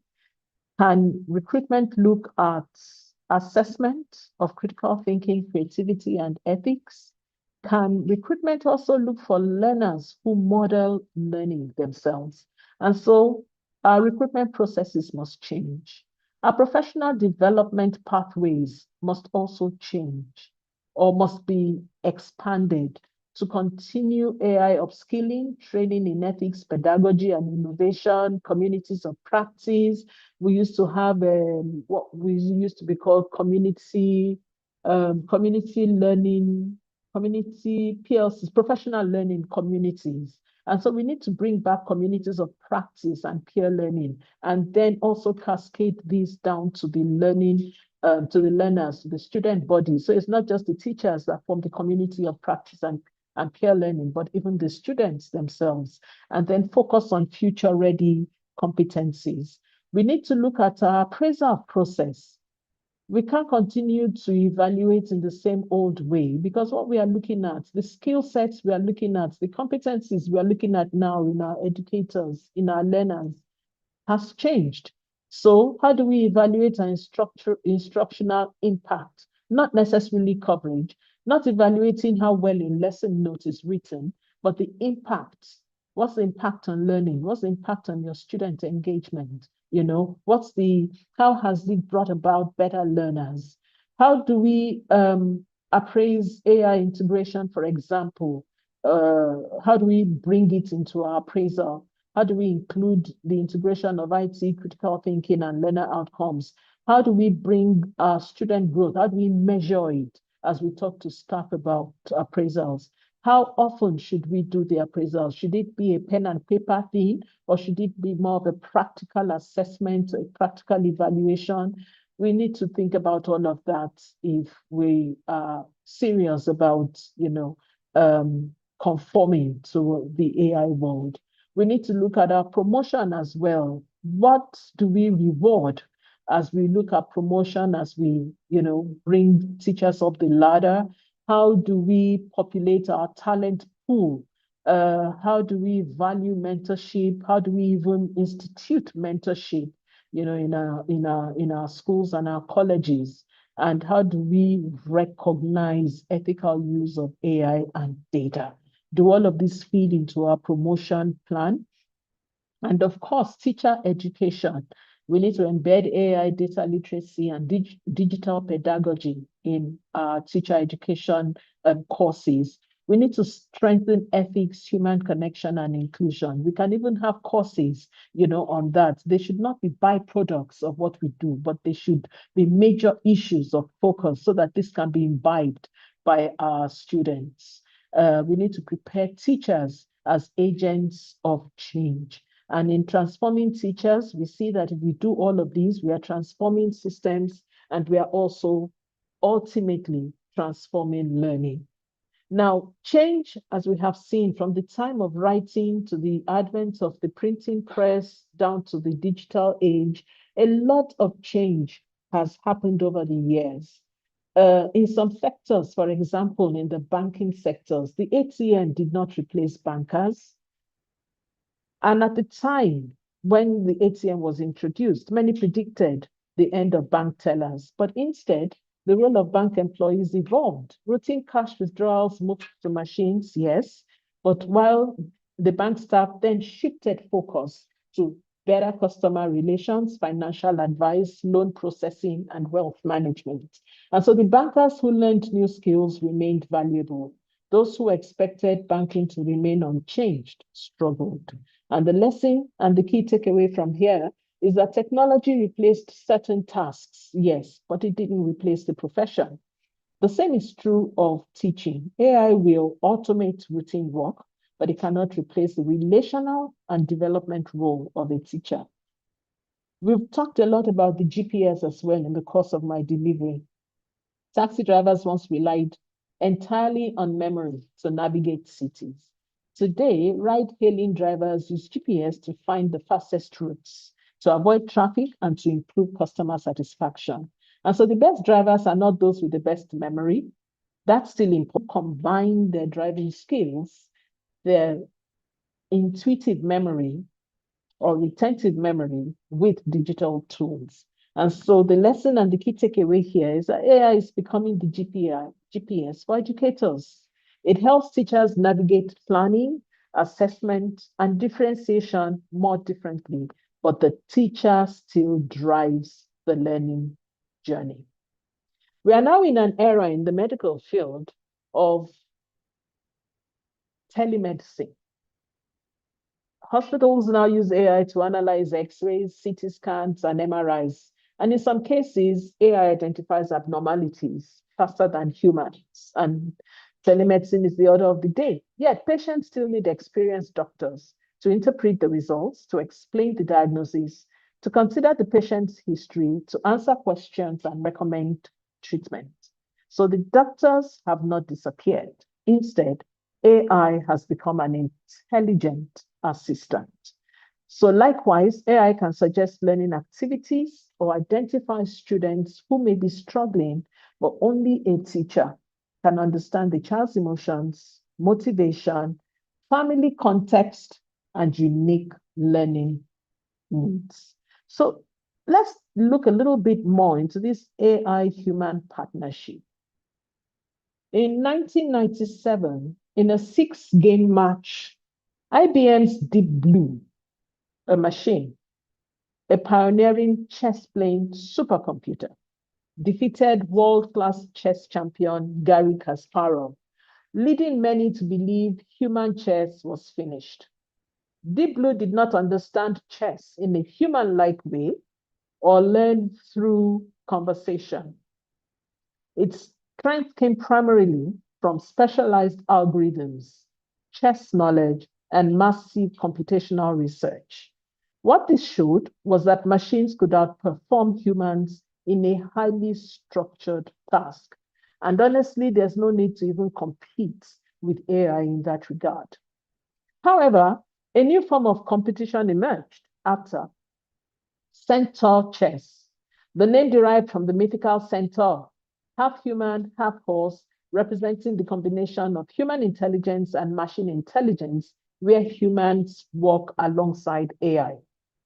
The human contributes intuition, creativity, strategic understanding, experience, and the ability to recognize unusual possibilities. The computer contributes enormous calculation power, enormous, and we've talked about it. The speed and the enormous way, the ability of the AI, of the artificial intelligence or the computer to calculate cannot be matched by the human. Pattern recognition, accuracy, and the ability to analyze many moves quickly. These were the contributions of the computer. So together, they sometimes perform better than either the human or computer working independently. Kasparov later observed, the strongest player is neither the human nor the machine. It is the human and the machine working together. So, takeaway for us here is that the future of education is likely to belong not to AI alone or to teachers alone, but to teachers who know how to work intelligently with AI. As I conclude, imagine two pilots. One refuses the aircraft's advanced navigation systems because he believes real pilots should fly entirely by instinct. The other masters every technological tool while remaining fully responsible for every decision. Which pilot would you trust with your life? The same question now faces education. Parents will increasingly place their trust in teachers, in educational institutions who combine timeless human qualities at its best, at its peak, and consistently with the intelligent and ethical use of AI. So it's not a question of whether AI will replace teachers, but what teachers will AI replace? And I make bold to sum up my final thoughts with this statement, that AI will not replace teachers. It will replace many of the tasks teachers perform. The teachers who thrive will be those who combine professional expertise, emotional intelligence, and ethical judgment with the effective use of AI. Thank you very much for your time.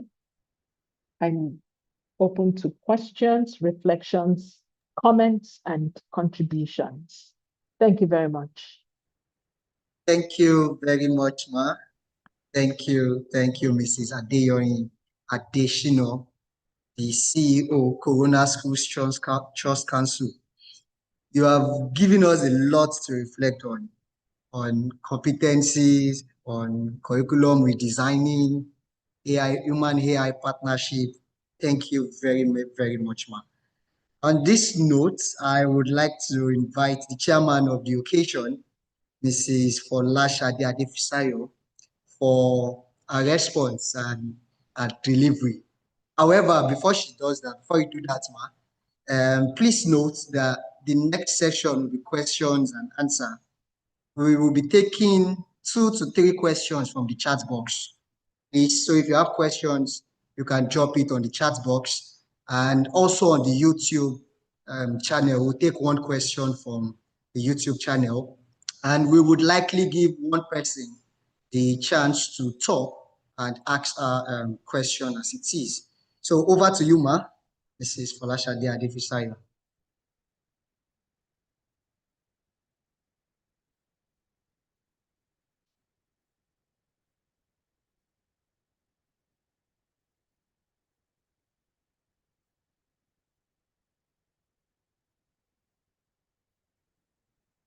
While we wait for the chairman, Mrs. Folashade Adefisayo, please, we see your messages, and we want to say thank you. If you have questions, please, you can drop it on the chat box. We would read it after the chairman has given a response to the lecture. Also on YouTube, we see your messages and we say thank you. Mrs. Folashade, Ma.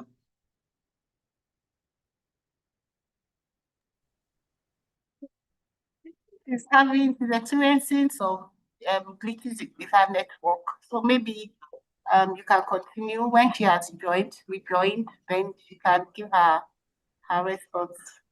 Thank you. Okay, we will continue, and I'm expecting your questions in the chat box, and thank you to everyone who has joined here with us. All right, while we're waiting for the questions and answer, we would like to recognize Honorable Adelowo Adeshino. Thank you, sir, for joining us. We are really so glad to have you participate in this insightful lecture. And also would like to recognize Professor Samuel Adewumi. He is a member of the Governing Council of the Corona College of Education and also the acting Vice Chancellor of the University of Oyo. Welcome, sir. Also present to grace this occasion, would like to recognize the governing board members of the Corona School Trust Council. We have individually acknowledged your presence. Thank you very much for staying, for joining us. And we also like to recognize the members of the Governing Council of the Corona College of Education, and to all the members of the academia present in this place, and also our special guests. Thank you very much. We appreciate the fact that you are participating in this very important lecture. Thank you. Over to you, Mr. Ogunleye. Thank you very much, Mrs. Tegede. Ma, Mrs. Adeyoyin Adeshino, I have 1 or 2 questions here which I would like to read out to you for your response. This question is from Obidinma Richie J, and she says, for a child who has serious difficulty in reading, what strategies can we use to help the child? after teaching the child recognition of letters, sounds of letters, and the rest. What strategies do you think are most effective for such a child? Thank you. Well, from experience, what I would do with a child who has difficulty reading, first of all, is to do an assessment. I mean, you need to find out what exactly the issue the child is facing. Is it an issue of dyslexia or dysgraphia? Is the child even able to read or see sentences or to see materials, written materials, the way we see it? And so it's best to first understand what the real issues are. Now, when you understand what the real issues are, usually with it comes some recommendations of the best way to proceed with teaching that child to overcome those challenges. Now, that is from a strictly, I won't say medical, but from a kind of psychological point of view. Now, for such children, one thing is very important, and the duty of care, emotional intelligence, has been known to move so many more mountains that medicine cannot or could not have moved.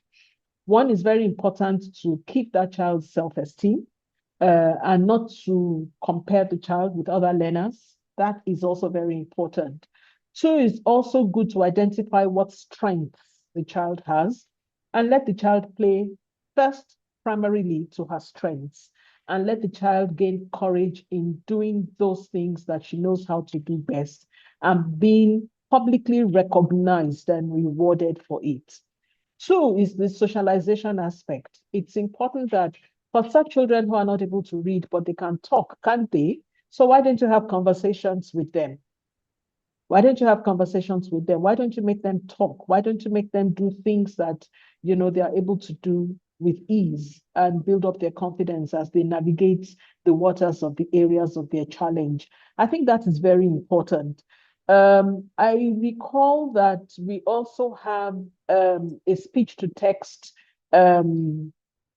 software that we can also use, you know. And so for the benefit of assessment and data, you could use that to actually assess the child's understanding, because that's what's most important. What's the child's, you know, cognitive ability or retentive ability? What's that child able to do? Does she have understanding? Is there any impairment in that area?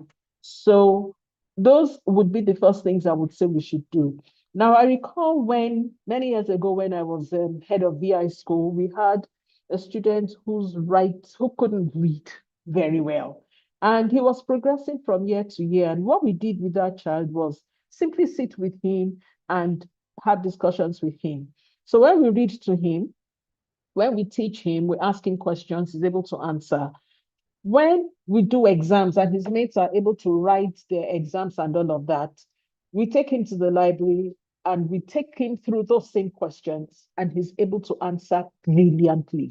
And so we just kept working with him. And at that time, he had a special learning assistant who was always coming into school to work with him.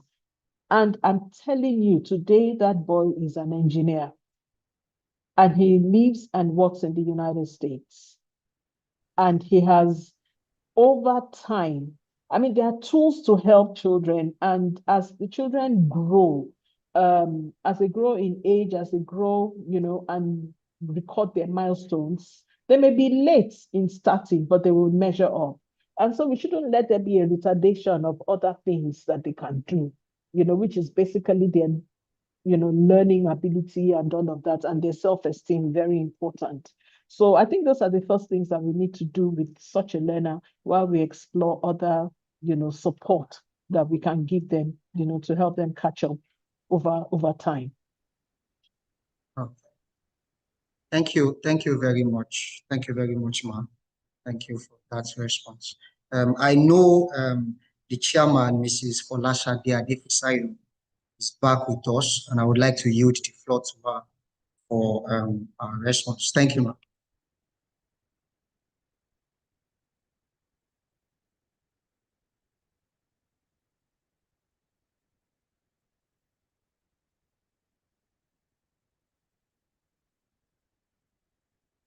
Your mic is muted.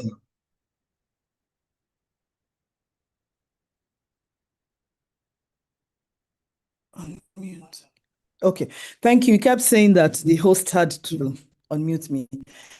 Mrs. Additional, thank you for such a thought-provoking discourse. I mean, I kept taking notes throughout, and at the risk of saying what you said all over again, I will say that it's quite clear that, like you said, the world is changing. I don't know what you said the speed was.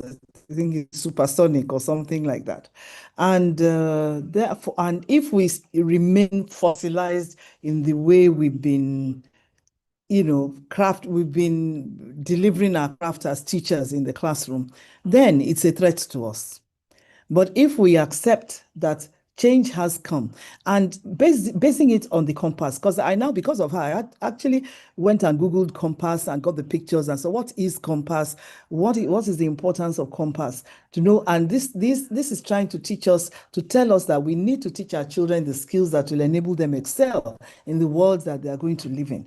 And AI can be a veritable support. It depends on how you look at it. And she's given us a lot of tips. She's talked about the role of teachers, the teacher as a steward. I loved that. I think for me, everything that she said, this was for me the most formidable of all, the teacher as a steward of ethics. Because AI does have its way of making things so easy that you can start to do things that are not ethical, and you don't know they are not ethical, like plagiarism, like, especially, things like, or even you stop thinking and you just rely on AI to answer everything for you. And she did mention it has its limitations. I'm sure some of us have seen it hallucinate. You ask it one question, it gives you another answer. And if you quote that answer, you look quite strange indeed. I don't want to say stupid, but strange indeed, So it's quite clear that it's something that we can and should use with caution and with knowledge. I love the other things. It turns, AI teachers, what skills do you need to have as an AI teacher, apart from being a steward of ethics? You have to be a lifelong learner. If you are somebody who believes in learning always, this will be exciting for you and you want to learn more about it. It turns a teacher from somebody who just dispenses knowledge into somebody who is a strategist. And what's a strategist? Somebody who uses data, knowledge, and all to analyze the situation and come up with, plans for the future, kind of strategies, plans, and so on, so that you are not just regurgitating the same old things. It will change you. It will excite you. I think it's very exciting. And I will tell you that I wish I were younger, and I wish I could go back and be a classroom teacher. I'll enjoy it a lot, because there's so much that I would be able to do with AI, because it has turned you into a gardener. And what does a gardener do? A gardener nurtures life. And what do teachers do? They nurture children. And so it has made you now focus more on your role as a relationship expert, somebody who is empathetic, who helps a child, who motivates a child, who brings out the best, the optimum in every child.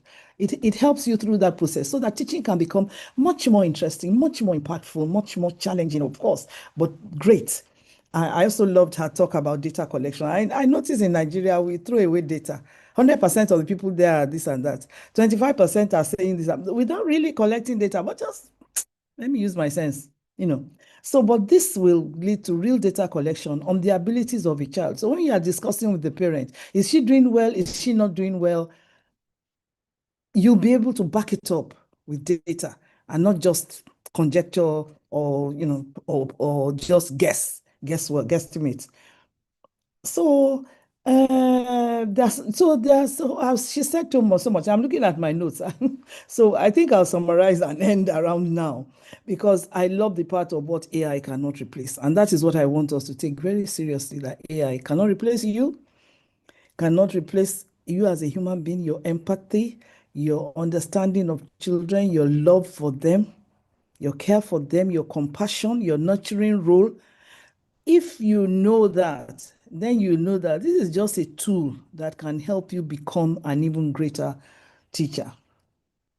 And finally, I love how she addressed the tertiary institutions. So how do we train? How do we, what kinds of skills do we want from teachers? And with all due respect, it's not easy to find teachers with the skills that we need in the classrooms of today. But it's not because our teachers are not intelligent. Part of it comes from the curriculum, which is still fossilized somewhere in the 1990s. We have to move our teacher training curriculum to the present day so that the skills that the teachers need to deliver to these AI savvy, tech savvy, social media savvy children, the skills that they need will be taught right from university. It's not wishful thinking. It's something that can and should be taught at university and teacher training level. And that's a challenge for Corona College of Education as well.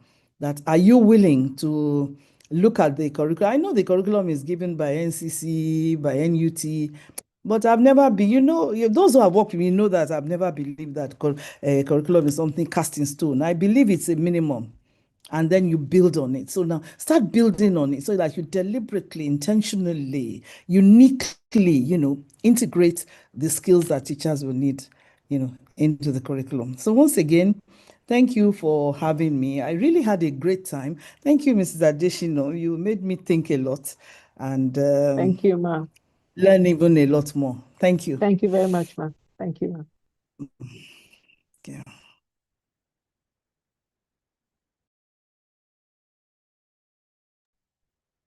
Thank you very much, dear Mrs. Folashade Adepistayo. Thank you, ma'am, for that insightful addition to the lecture. So we'd like to recognize, before we move on to the question and answer segment, we'd like to recognize our former Director of Education, Mrs. Amelia Dafeta. Thank you, ma'am, for joining us. We are so glad to have you. And we'd like to also recognize the management of the Corona Schools Council. Everyone present, thank you for joining us. And then the academia, all of the registrars, the vice chancellors, all of you, we recognize you and we thank you for your contributions. Thank you very much. And we move on to the question and answer segment. Over to you, Mr. Oguleye. Thank you very much, Ma. Wow. Thank you so much for all the questions. I see your questions. I wish I can ask the guest speaker all these questions, both on the YouTube page and the Zoom page. Thank you very much. I see your questions. However, I can only stick to 2 or 3 because of our time. So, Ma, there's a question from our YouTube page. I would like to read it to you, Ma, if that is fine.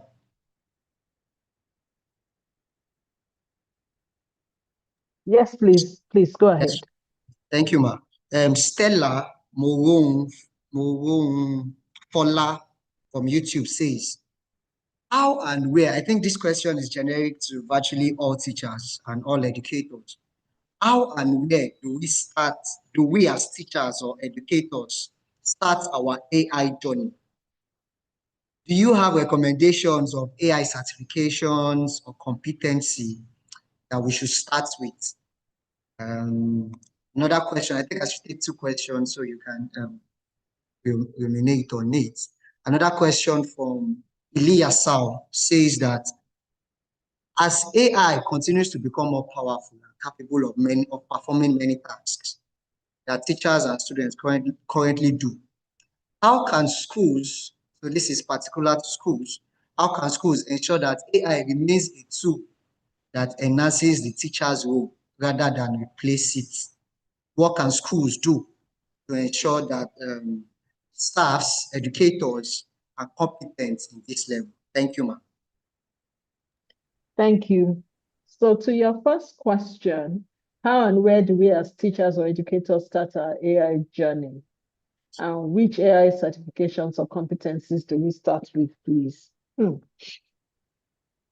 I think the very first place to start this journey is in your mind, in your heart. Because if you cannot conceptualize it, if you cannot set a target, as it were, for yourself on what exactly you want to do, to be, or to determine your relevance as an educator, and not we are in an educator setting, but whatever we are saying here and now is not limited to us as educators, because AI is not limited to the education space alone. AI is in every sector, in every work sector. So it starts first with your mind. The question usually is, how hungry are you? How willing are you? How determined are you? When you are, then you will know the appropriate steps to take. I cannot make any recommendation of any AI certification, but as I said earlier, this is something that is available everywhere, everywhere. I mean, I remember when computers first came out, the computers first came out, I went to the shops and I bought, then it was a desktop, and I sat with it every day. And it was a DIY for me, how I used PowerPoint, used Excel, used these, it was a DIY. I didn't get any certificate in computer studies to know how to use the computer. But as things began to evolve and in the workplace and all of that, on the job, I was learning the use. It's the same thing with AI. It's everywhere. It's on your phone. If you pick your phone now, Google Chat is there. Meta is there.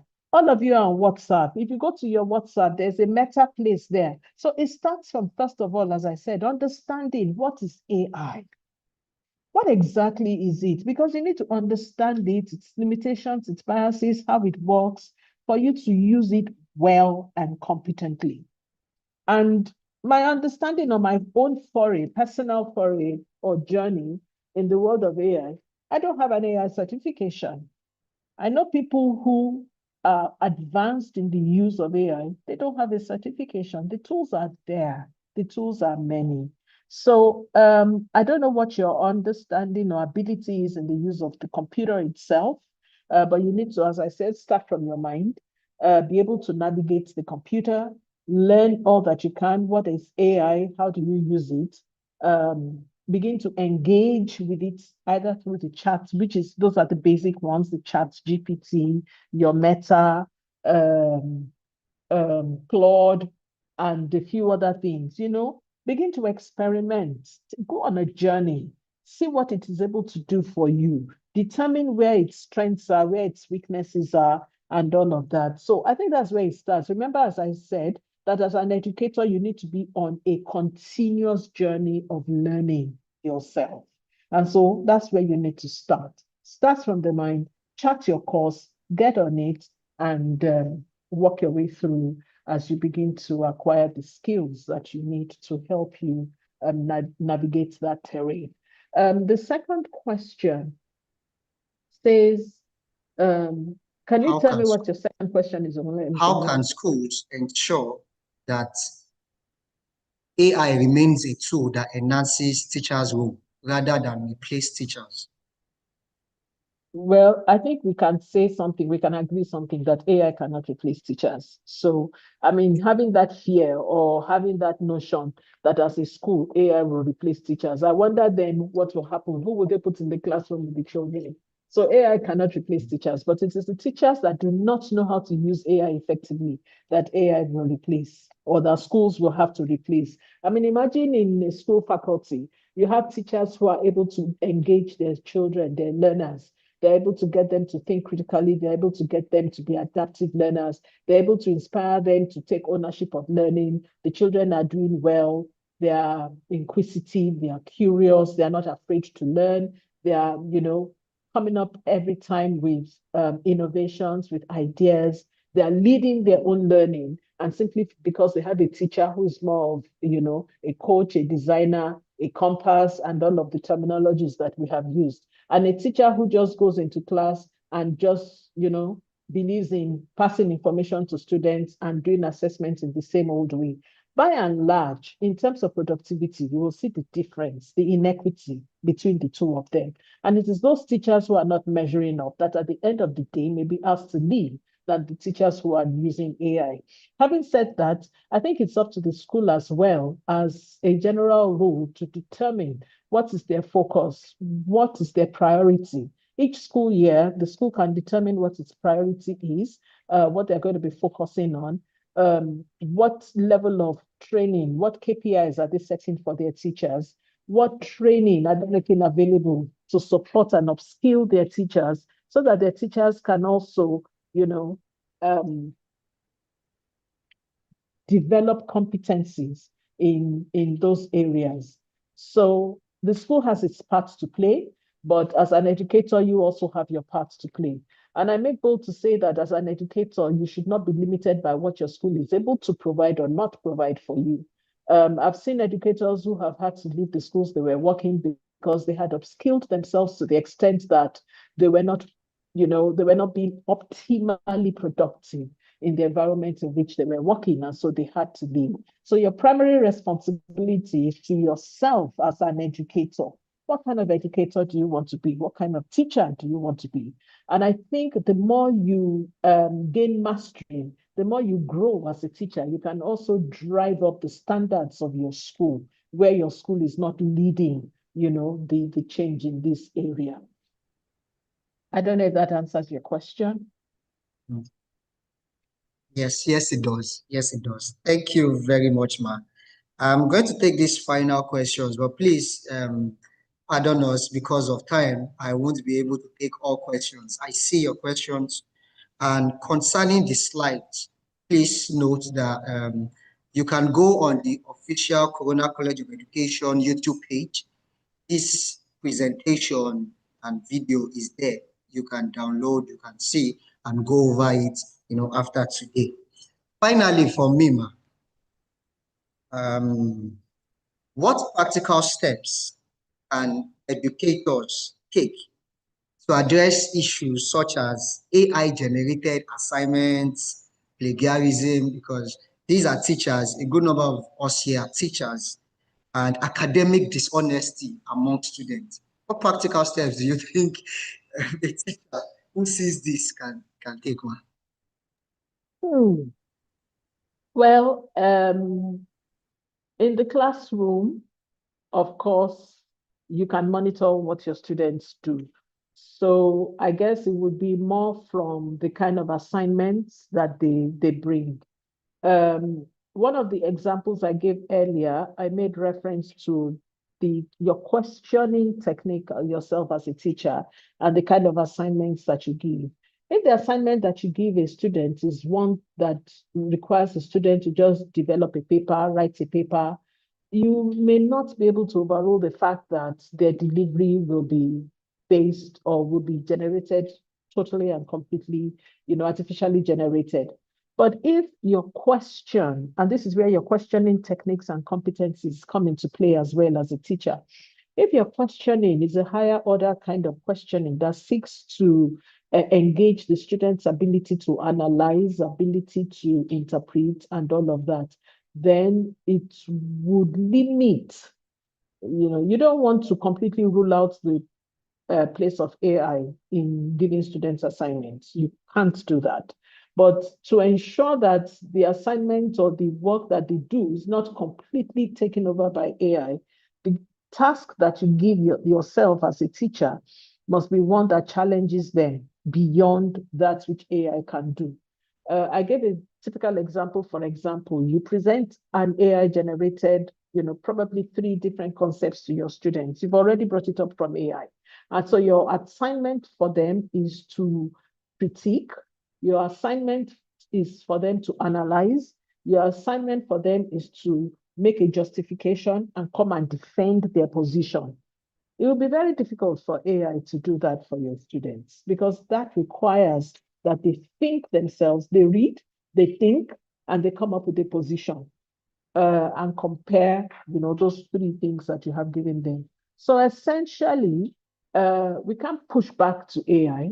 It still falls back on us as educators to be the human in the classroom and to do what's upskill ourselves in the areas of those things that AI cannot do. And this calls for higher order thinking. This calls for questioning techniques that have to be high order and that challenge, our learners to do those things that they need to, to use their brains to do, rather than turn to the machine, so that the input and the role of the machines in the assignments and the tasks we give in those instances will be limited. So I think that's the way to go about answering that question you asked. Okay, thank you so very much, Ma. Just a minute, Mr. Ogunleye. Yes. Our dear moderator, well done. Maybe I should use my whatever to place a caveat here. Can we take a couple of questions from the Zoom platform as well? Let's accommodate more questions. We know we promised that this will be ending by 12 noon, but I'm sure we want to use the opportunity we have to hear from someone who has coordinated a very large organization for just a few months short of 10 years. Let's hear her answers to some of the other questions that we can see on the chat box here. Ma'am, I hope you do not mind attending to more of the questions. Quite a number of them are still popping in on the chat box. So let's take about 10 more minutes. My pleasure. Thank you very much. Mr. Ogunleye, please read out a couple of questions. I can see one here saying, how can school leaders monitor the ethical use of artificial intelligence in lesson delivery? Another one says, should ministries of education mandate AI competence for teacher certification? Okay, so there are a couple of others. Let's just see how we can attempt them briefly so we can satisfy those who have stayed on till this time. So how can school leaders monitor the ethical use of artificial intelligence in lesson delivery? Well, the first thing I would say, the use of the word monitor here, you can only monitor something that you provide, isn't that? You monitor something that you give, or you monitor something that is a standard. And so when we talk about artificial intelligence in lesson delivery, it means there must be standards. It means there must be policies guiding the use of artificial intelligence, the use of artificial intelligence. It means there must be some training even in terms of setting of standards, expectations for teachers. We've talked about ethical use, how ethics is not something that, we tout it a lot, we say it a lot, but sadly, it's missing. It's like a major missing component in a pot of soup and in many organizations. So it's something that has to be taught deliberately and intentionally. And so when schools have this in place, when they teach it, when they set expectations, when they have policies guiding the use, and when they also clearly state what is considered an abuse, then they can monitor. So again, it goes back to what should schools do? What should the leaders do? What should the educational institutions do? And when you have done all this, then you can begin to monitor. And then, of course, by and large, you consistently also train and retrain until it becomes a culture. So enculturation is another part of it entirely that we haven't talked about, but it's something that the schools must lead up to, as they set these standards or expectations in the school. Second question about the ministries of education. Can they mandate AI competencies for teachers, certification? We've talked about the curriculum. What colleges of education teach usually, and correct me if I'm wrong, Provost, is largely from a scheme of work, isn't that? From the NCC, an approved scheme of work or whatever from the NCC. Yes, so we've talked about, so this has to also cascade from government. AI is an integral part of our lives now at every level, from government down to the bottom. And so it also should come from our educational institutions, from the policy makers. What is the recognition of the role of AI in our educational institutions, in teachers, teacher training today? And so if policy fails to recognize it, if government fails to recognize it, how does it cascade to, to the schools, whether public or private?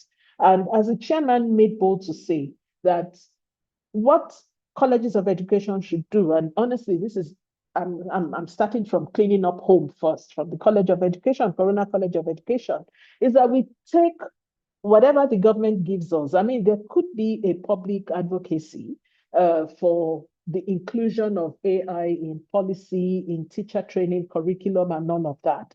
But where that doesn't come, what we can do is take the NCC curriculum as a baseline and then add to it. And so as a teacher training institution, we can incorporate it into our design, our curriculum, and create policies around it and make sure that we cover all that is required for an ethical and efficient use of AI in upskilling and training teachers who will face it. Because whether we like it or not, teachers are facing this reality now. And so we need to equip them for it. And we need to cover the ethical ground, because that's the baseline. For me, that's the foundation of AI literacy. The issues of ethics cannot be compromised when we look at if we want to use AI effectively. We've talked about, sadly, I hate repeating the sad story of a human being, but that's the reality. We've looked at the story of Jason Ade, and that's what it is. It's come out in the open. It's received international, publicity. Everybody knows it. And even though they are saying they are not sure he committed suicide as a result, but as the Yorubas say, "Ajekula no mokuleni." What has happened? It was too much, probably too much for him to bear. So that also is very important. Are there any more questions? Okay. Yes, we have more questions. It says here, in a situation where school owners spend a lot of resources in training teachers on AI and its use, and after the training, such teachers decide to leave the system, what can be done to regulate or eliminate this situation? That's the story of my life, isn't it? That's the story of our life in Corona. But if we say this is what our standard is, if we say this is what our minimum expectation is, and you don't train them, what do you end up with? What do you end up with? If you have untrained, unschooled, uneducated, unequipped teachers, what kind of school do you have? What kind of learners do you have? So train them. If they have to go, let them go. The training is attributed to you. It's a minimum standard for your establishment, for your school. It is a minimum standard. And so train them. Or what you could also do, we've looked at the impact of AI on HR. You recruit those who have the qualification, the prerequisite qualification to come and work for you. If you know you can't train them, then make sure you recruit correctly.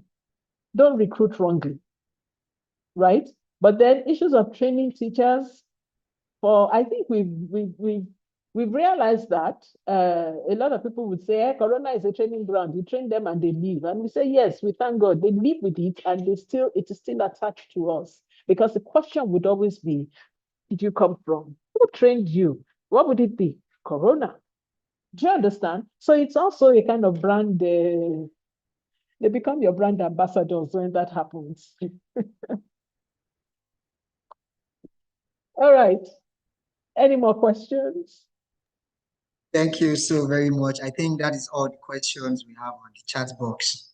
And this brings us to the end of our question and answer session. We appreciate everyone who dropped a question, who asked, contributed in one way or the other.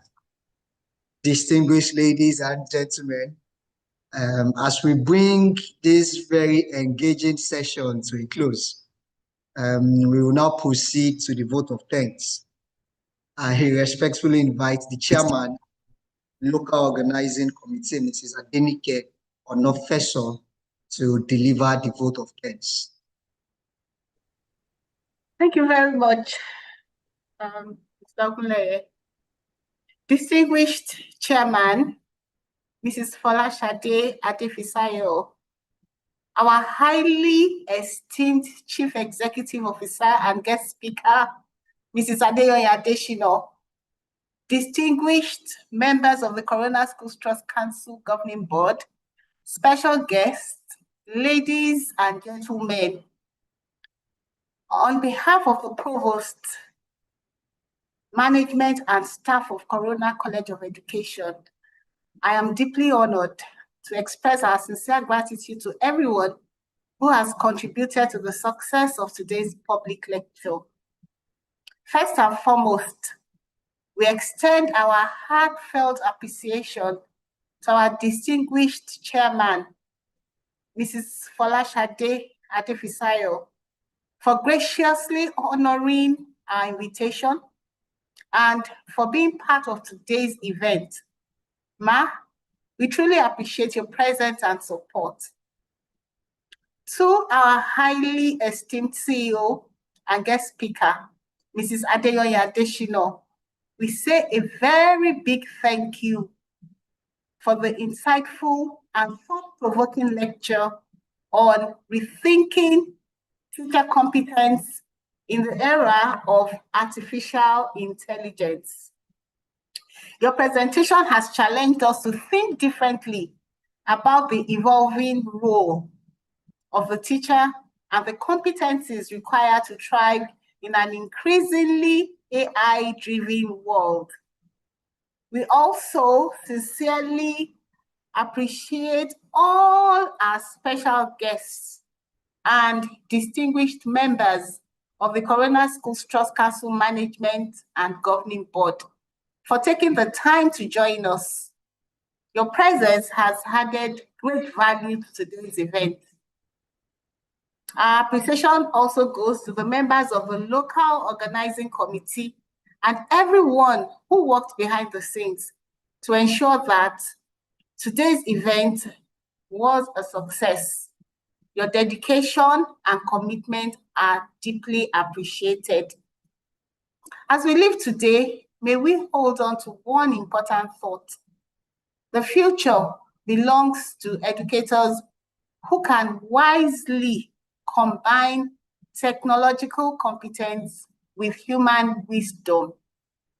As educators, our responsibility is not simply to keep pace with technology, but to ensure that technology serves the purpose of education, developing knowledgeable, compassionate, creative, and responsible human beings.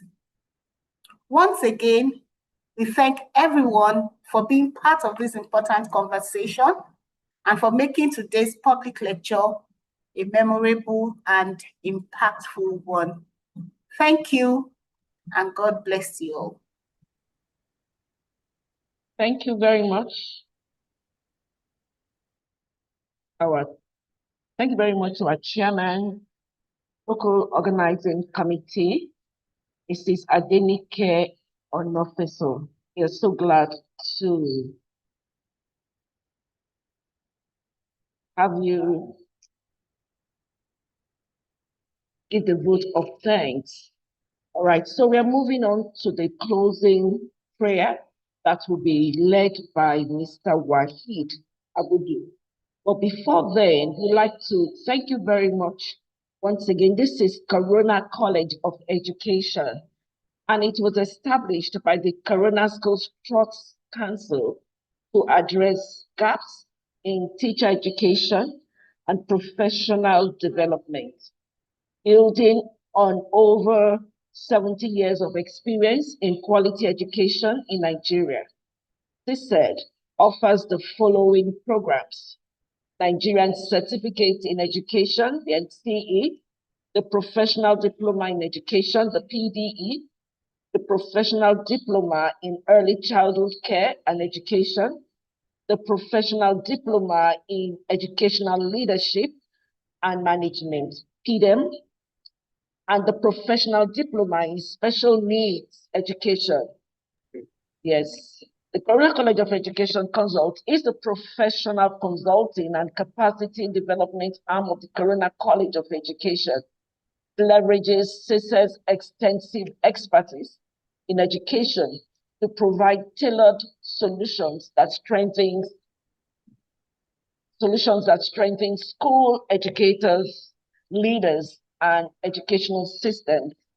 Our area of expertise: school improvement programs, leadership development, school transformation initiatives, teacher professional development, curriculum development, instructional coaching, educational technology integration, artificial intelligence in education, school quality assurance, monitoring and evaluation, recruitment and selection of school personnel, policy development, school performance audit, customer service excellence in schools, admissions and enrollment management, school branding and marketing, research and educational needs assessment, and a lot more. Through these services, CSED Consult supports schools and educational organizations to strengthen capacity, improve system, develop people, and achieve sustainable educational outcomes. So this is the Corona College of Education and its consult, and you are welcome. If you have any inquiry, we are open to your questions and to offer you excellent services. Thank you very much. I'd like to invite Mr. Wahid Abudu for the closing prayer.